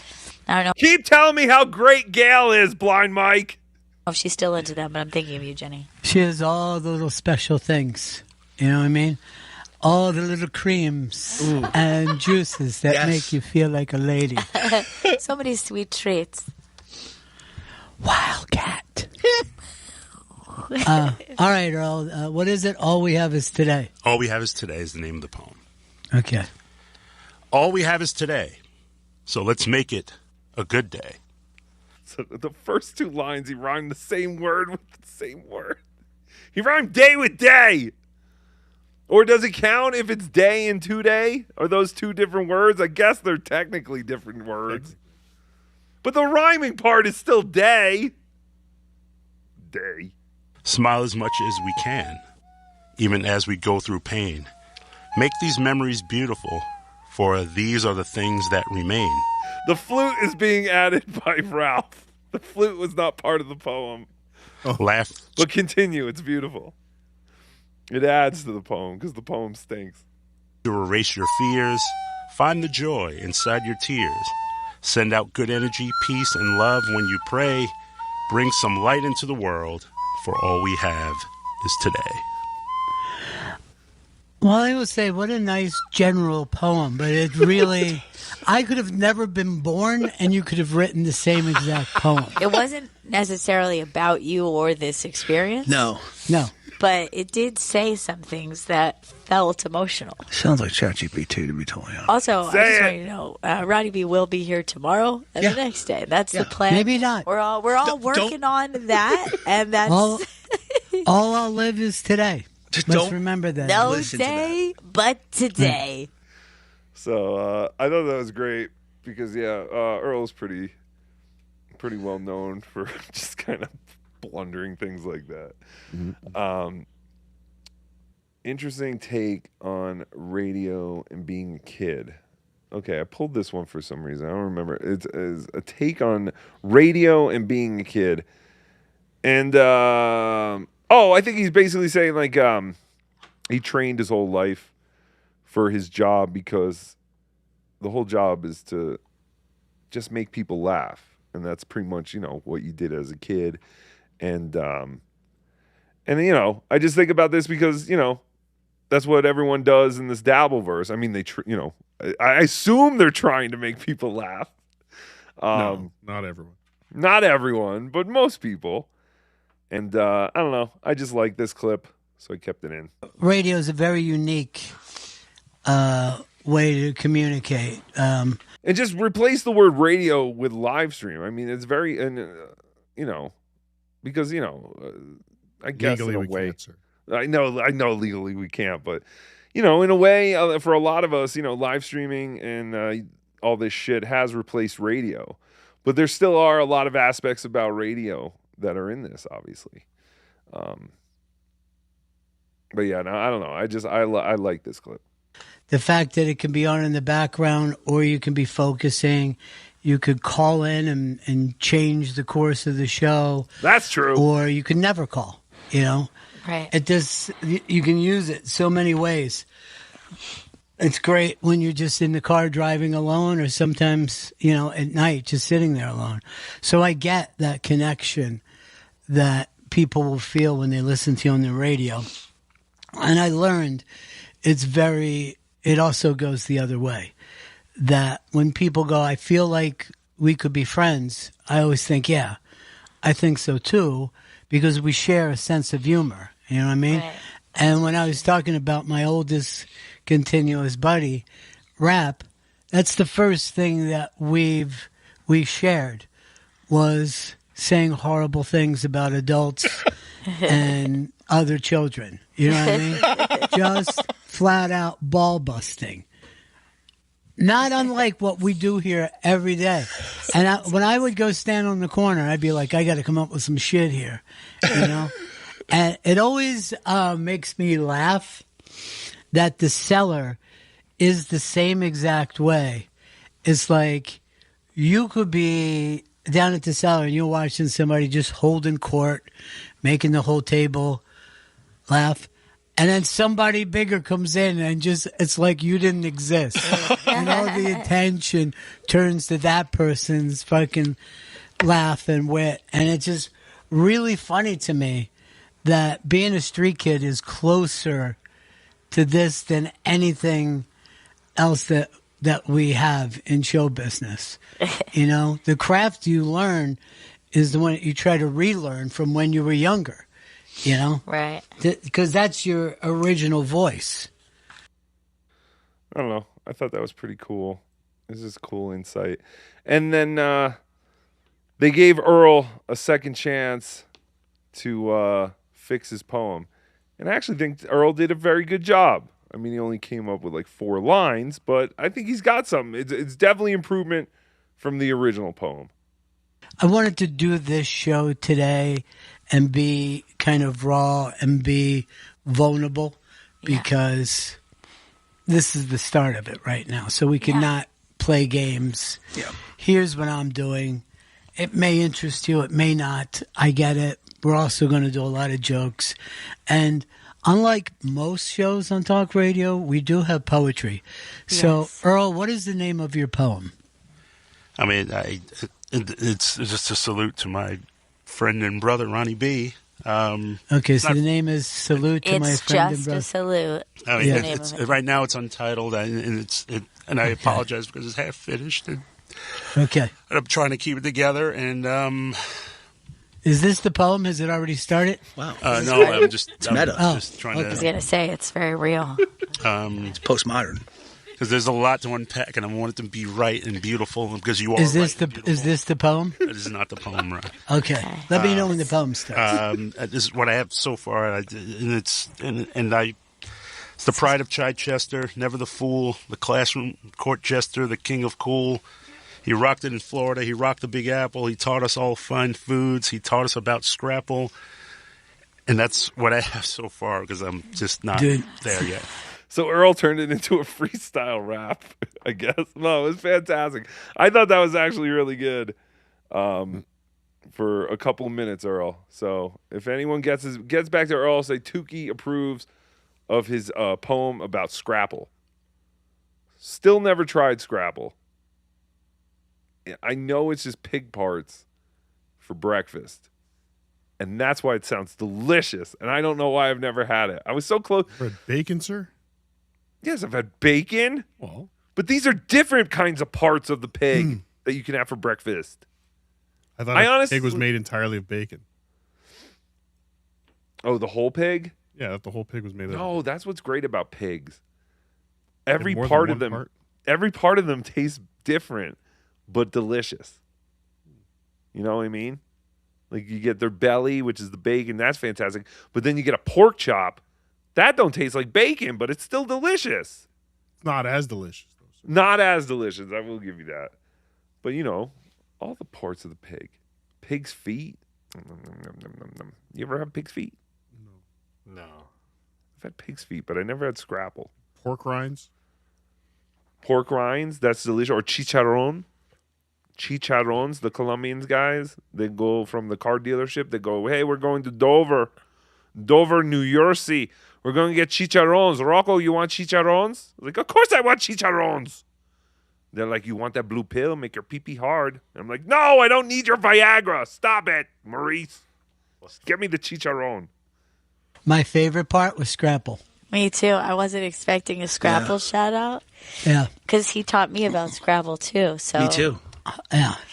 I'm loving it, Earl. I think it's you're on your way to something. The great fine food start. thing. You know? And they're saying Scrapple, not Scrabble, like the game. Scrapple is some kind of like gray pork breakfast thing. Quidjibo, sir. Quidjibo.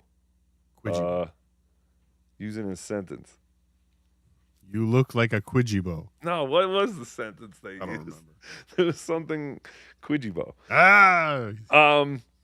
But yeah, and then the last clip was basically just his sign out, which was funny because whoever clipped this on YouTube, I forgot which channel I got it from, they missed the last word. So I had to insert the last word. Well, I think can we guess? I mean, you're going to hear the last word. Oh.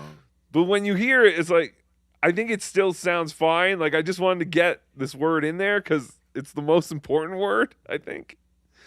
But, hold on. I'm going to share this. And we play this. All right. Let me just apologize to my buddy. This day is normally about Fez Marie Watley. And I stole his thunder today. So I love you, Fezzy. I love everybody who contacted us. We're gonna do what we do and stay safe, stay cool, and I love you, Fez. So on the YouTube video, it cuts off at "I love you," so I just added Fez at the end because that was how it went off, and I thought that was great. Maybe the clipper was editorializing. Possibly. But I figured, what if this is the last time we ever hear Ronnie B? It was great to hear his last line being, I love you, Fez. Again, I don't know if they were on today, and they're pretty optimistic about continuing to do shows, but how the fuck do you keep doing like a regular radio show when you know you're dying like that? Like, how could your whole show not be about you dying? Didn't Ken Otto try to do shows after his diagnosis? Yeah, that's what I'm saying. Like, Ken Otto would sit there for hours talking to 4 people. Well, maybe it's a distraction, sir. About politics. Goyer growing on his neck. Oh, that looks so painful. Poor Ken Otto. Poor Ron. I went back to work after 3 days, sir. Poor Tookie. What? 3 days, sir. I went back to work. You're a miracle, man. You had it easy.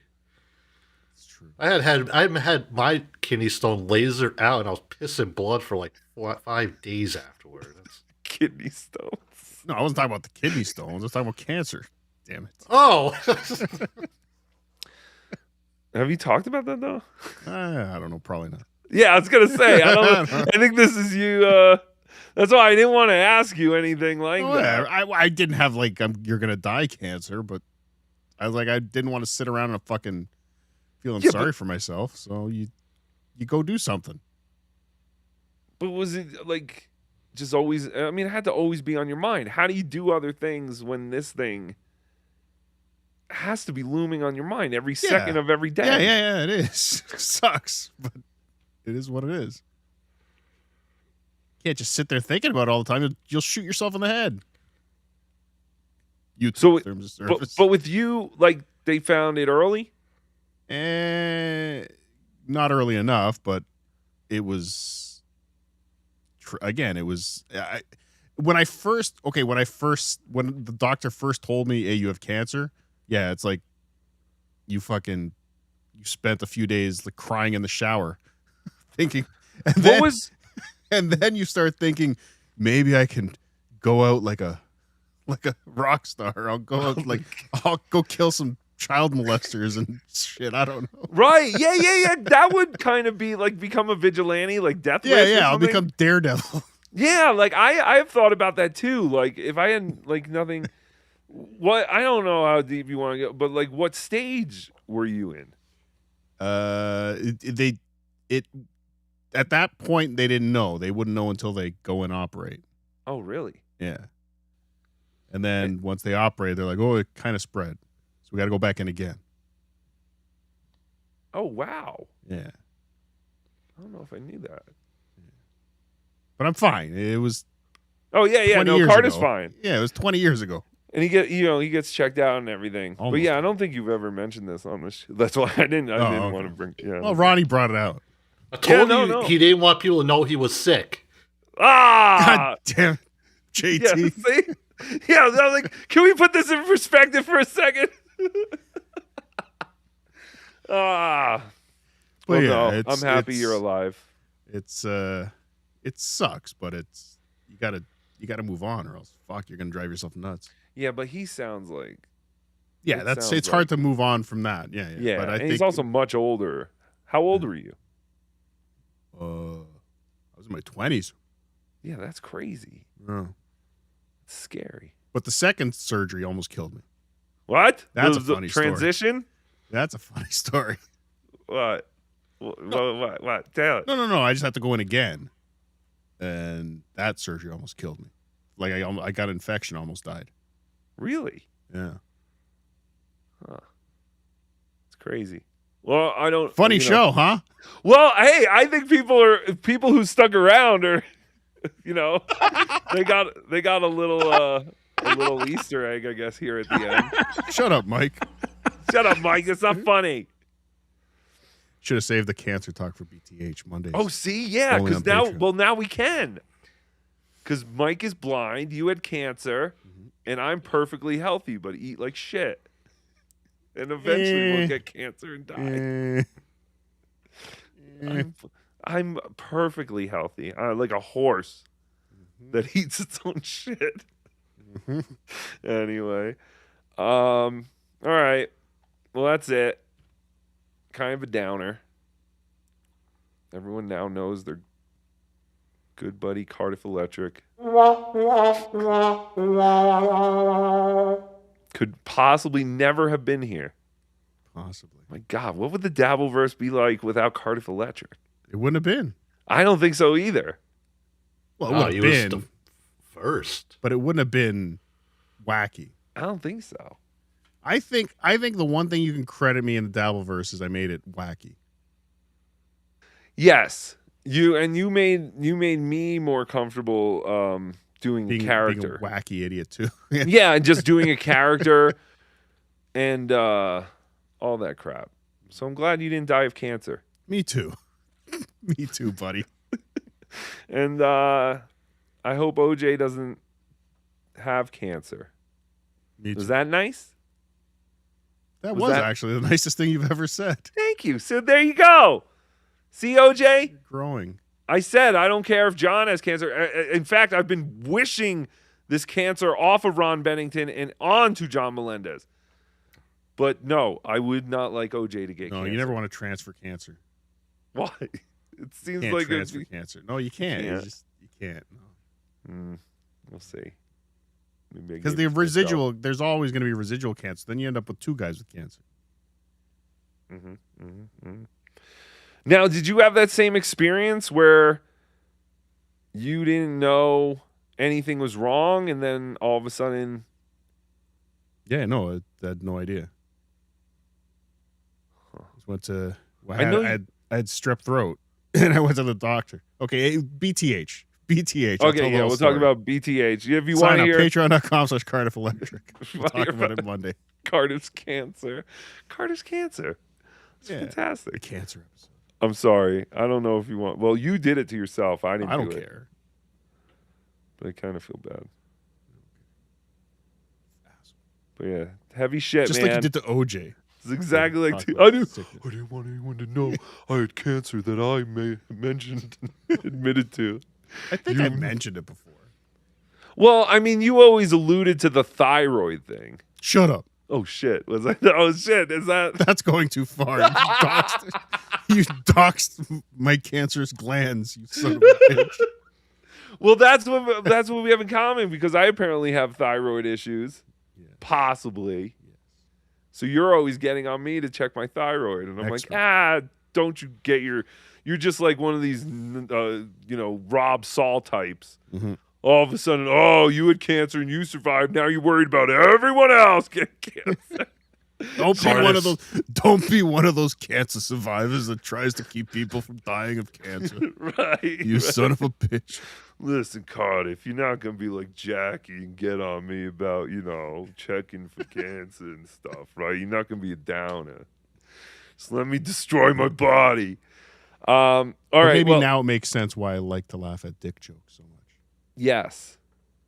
No. Life's too short. Have fun. Oh, of course. Yes, all of this. If there is a good lesson here, it is to have fun. And I think Ron, presents that with his sense of humor. Even though things look grim, he's still able to make jokes. And, of course, we wish everyone over there well. Gail, Chris Stanley, Black Earl. Not Black Earl. Not Black Earl. And Ron, and and it sucks. There's a lot of cancer in my family, so that is one thing I always worry about. I should get checked, but I'm very lazy, extremely lazy. Anyway, this was a real bummer of a end of a show. Yep. Go to. But you did it as a puppet. I did do it as a puppet. That's good. We did it! Yay! Well, it was either this or wear the mask. But I'll tell you, this was the first time I listened to. I only listened to it twice. I listened to it once, and then I had to listen to it while I was clipping. And even clipping it, I was still getting, kind of choked up. And I was like, what the fuck am I doing? Why am I, challenging myself not to cry like a bitch on a live stream? But I was like, well, at least I'll be a puppet. And if I'm not a puppet, I got to put a mask on. So it's brilliant. The rest of you should do it. And the ones who haven't, regret it. Because, yes, you can be a character, a puppet, and make a fool of yourself. And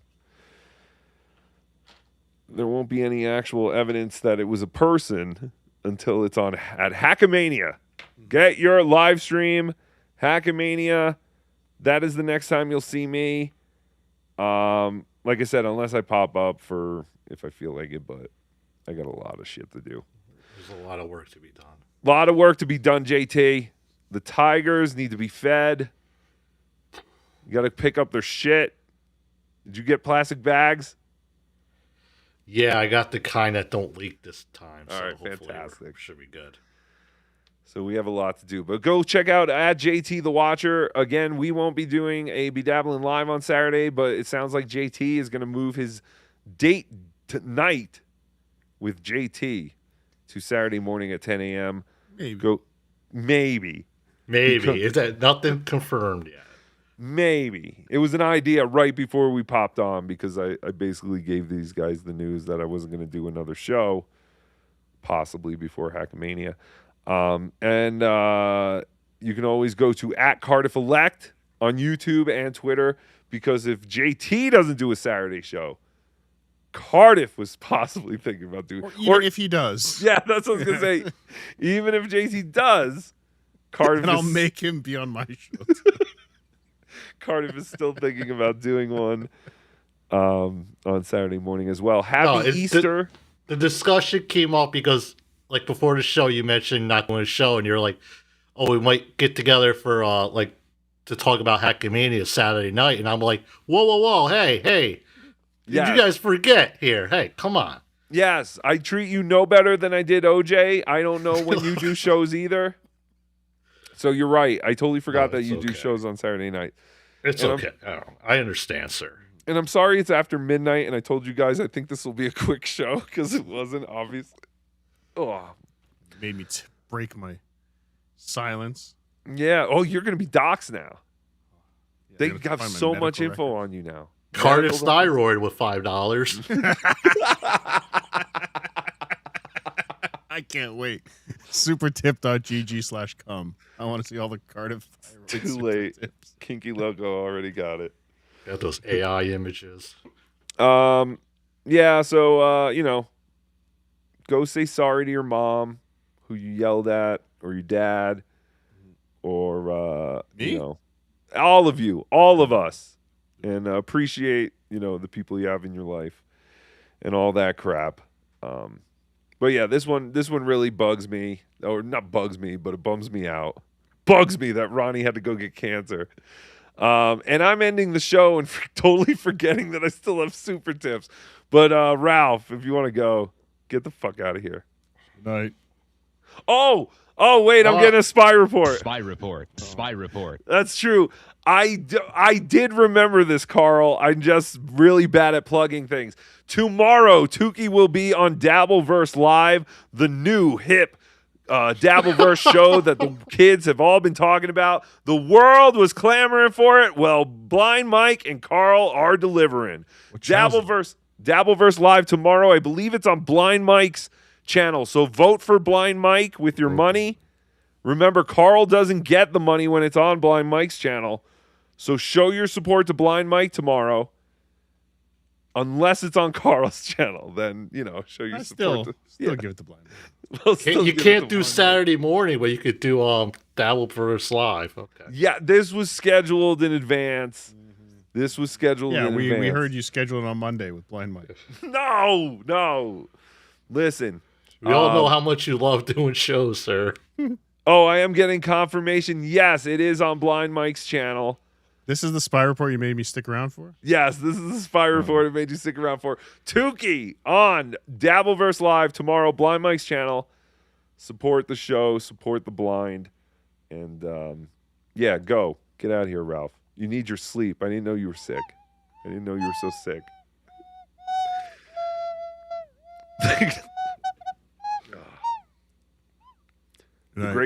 Good night. Sleep tight, my angel. And broadcast. All right. The great Cardiff Electric playing the role of Ralph tonight. He's fantastic. I'm very surprised. I don't think he's ever talked about it. Maybe he has. Who knows? All right, let's do super tips because I got to do some shit. Fuck. I'm an idiot. It went too long. American Cupcake. Of course, I live streamed it. I interviewed him about being fired by Joey. Oh, that's fantastic. I did not see that. I'm sorry, American Cupcake. But go to American Cupcake's channel. What's American Cupcake's channel? I think it's Cupcake's Corner. Oh, yeah, Cupcake's Corner. I know that. Yeah. Shut up. I was just about to say that, JT. We're horrible at this. Cupcake's Corner. It's exactly what I was telling JT it's called. And go, I'm going to watch that. Cupcake, I promise.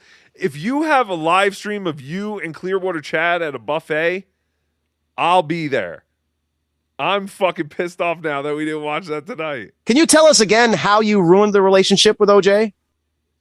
I was there. That's how I did it. I trusted him. I hired him, and then he stabbed me in the back. Yes, I'm a horrible person who basically, if I don't want to deal with something, I don't deal with it. And I just go, okay, I'm going to go over here. So whatever bothered OJ, I just was kind of like, all right, you're bothered. I am continuing my life. That's pretty much it. I'm sorry.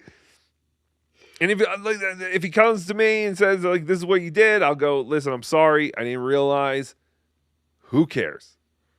I was hoping that when I mentioned those OJ stories the other week, that like somehow it will get back to him and he would come out of hiding and be like what do we have to do to get him to respond to anything? I don't think he's ever coming back. Why are you trying to get him to respond? See, I think you and OJ... I said it, and I go, after I said it, I go, well, maybe this might get him to react or, whatever, but it didn't work. See, but you want that. I don't care if OJ reacts or not. If he wants out and he just, wants to be done with all this, good for him. But I'm not looking for a reaction or anything. I just react. I wasn't looking for, I didn't say it intentionally to get a reaction from him. It just happened. And then afterwards I thought about, well, I don't know, well, maybe we might hear from him. Yeah, I don't know. Still nothing. I think eventually he'll come back. And he'll be like, those guys know what they did. Can't believe you said that. It'll be more questions than answers, I think. It'll be like, you know exactly what you did. And I'm like, well, no, I don't! Hawaiian Pizza, cheers to the great Ronnie B, my favorite radio personality of all time. Same here. Huge fan of Ronnie B. And, of course, Fez. But Ron was my number one guy. Tookie, my fiend, don't you have a picture of you with Ron? How have you not posted it and made this about yourself yet? I did 2 days ago on Insta. That's how the Z-Man do. No, I don't have a picture of me and Ron. No, I never asked during the changeover from the Radio Chick show to the Ron and Fez show, hey, can I get a picture with you guys? Like, no, I never did anything like that. But of course, we send all our Tookie love, all our Tookie healing powers, which are none, to Ron Bennington in this time of need. Tommy Jordan, why is Ethan Ralph about to kiss Deb? I don't know what that was. What could have looked like Deb and Ethan Ralph? It is a picture of Ron and his daughter. Oh, okay. Oh, yeah, he does. I could see Ethan Ralph a little bit there. I got what you're saying. And Deb, I got you. I got you. Very good, JT. I would have never figured that out. So good job, JT. Hawaiian Pizza, good luck, bro. Opie. Yeah, who did Opie say that to before they left? Wasn't it like a news anchor? No, it was not Carl Ruiz. It was so many people that Opie knew fucking end up dying anyway, so it's like a curse. Lots of co-hosts. Carl Ruiz, the other guy. I know, I can't think of anyone. Everything is just blending in together now, and all these fucking Dabbleverse related things. Carl and the Hick. What was the guy's name? God damn it, I don't know. Vic Henley. Oh yeah. Oh, I almost got it. I knew it was something like that. Hick Henley. You got it. Yes, good luck, bro. Is Peter Jennings alive? No way. Because I feel like maybe that's who Opie said good luck, bro. I really feel like, he said it to a news guy. I don't remember, though. Again, whatever. Thank you, Hawaiian Pizza. I'm done with the names. This guy changes his name every week. Tookie should be below the screen. You looking at my clock. All right. Sorry. It's better than your cock. Hacka. Hey, before she... Andy Rooney. Oh, it was Andy Rooney. Andy Rooney's a good luck, bro. I'm sorry. Oh, yeah, the 60 Minutes. Okay. Suicide by Slingshot. Hey, before he is gone, you still have a chance to handly him. I think you mean handy him. I'm not giving Ron Bennington a hand job unless he asks. Here's OJ. Speaking of cancer, I heard rumors that Griftomania is canceled now that Melton has developed permanent cancer in his back, caused by a cancer Christmas tree or something. OJ misses you, Tookie and JT. I miss you, OJ. It was not a cancer tree. Or what did he say? Lime tree. Oh, it was a lime tree. Yeah. Go to the store and buy lime. No, he needs limes. Melton is on a strict diet of key Planting lime trees pie. in a desert. I mean, come on. Yeah, that's a good point. Wait a minute. We're about to have a drought here in Colorado. I don't know about anyone else, but I can't imagine they have a lot of water in Nevada. Well, I guess they have that dam. Hoover? Yes. That's the one. Shades Cal, thank you for respecting and sharing love for the great Ronnie B. Shades Cal, of course. That's why, I knew it was a bummer of a topic, but I was listening to it, and I talked to my mom, and she was like, why don't you go on and listen with people? And I was like, well, I don't know. I don't want to listen to the whole thing because the callers are infuriating. So I just, I was like, I'll clip it up. Maybe we'll do it at the end of the show. But yes, Shades Cal is a big Ronnie B fan. I know she's a big fan of Unmasked. I'm a big fan of Unmasked. That was Ronnie B's interview show on Sirius where he would interview not celebrities, comedians, famous comedians, and it was always interesting. I always enjoyed hearing comic stories rather than hearing their acts. There's a lot of comics I like that I don't even know their act. I just know them from podcasts and interview shows like Unmasked. And Ronnie was the best. Ronnie, everyone always used to talk about. For some reason, it did a 180, and people used to always talk about how Howard Stern was the greatest interviewer. Now everyone talks about how he sucks, but Ronnie B was always a great interviewer, and I always enjoyed him interviewing people, even though guests were pretty rare on Ron and Fez. And that's what I liked about Ron and Fez. It was more of a hangout, like we do sometimes here, like BTH. But thanks, Shades Cal. Is the ban lifted for Hackamania? I know there was a time when Melton said no black people could come or something, or it was just specifically you. He pointed out one specific black person. He was like, you can't come. You can't come to Hackamania because you're mean to me. But either way, Shades Cal, I hope you're coming, and I hope to see you. Jerk Store, Ron vs. Flattery 2, I guess I forgot to chemo. Oh, Ron vs. Flattery 2, I guess I forgot to chemo. Yes, there is a very famous Compound Media episode, Anthony Cumia show, where Ron was on as Anthony's guest while Colin Flattery, like a right-wing author, was on, and him and Ron were kind of their politics were conflicting a bit. Even though Ron did try to joke, like the author was all business, which I get. He's an author about something he's very passionate about, I guess. And Ron's trying to make jokes, and he didn't find it funny. But he is dead. Colin Flattery, Ron beat Flattery 100%. He beat him in life because Flattery died a couple of years ago. Hawaiian Pizza. Earl, I'm fucking starving. We got any TCBY back there? Yeah, no, we're fresh out. Fresh out, Hawaiian Pizza. But yes, TCBY was fantastic. Pete Santoro, Cardiff will order a burger and fries because he's fat. He'll supersize. Poem by Peter. Oh, that's fantastic, Peter. Keep going. Keep going. I'm encouraging your journey or your poem writing. I don't know. I'm tired. I've been up since. I'm going to give the old Irish goodbye, boss. All right. Bye, JT. See you this right. weekend. Again, at JT the Watcher. Yeah. And if you're into it. If you're into it. Ew. All right. I love you. Goodbye. go. I'll see you later. I'll talk to you this weekend.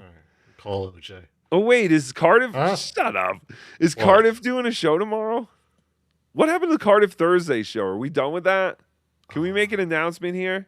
He's tired of Chad. Like Chad's just boring. We're all tired of Chad. I But don't someone know. has to cover him. Yeah, he didn't say anything, so I'm assuming he's not doing anything. No, but it stand by for Saturday. There'll be something out there. I'm sure of it. Okay. Okay. All right, bye, buddy. I'll talk to you. Keep it real in the field. All right. All right. The great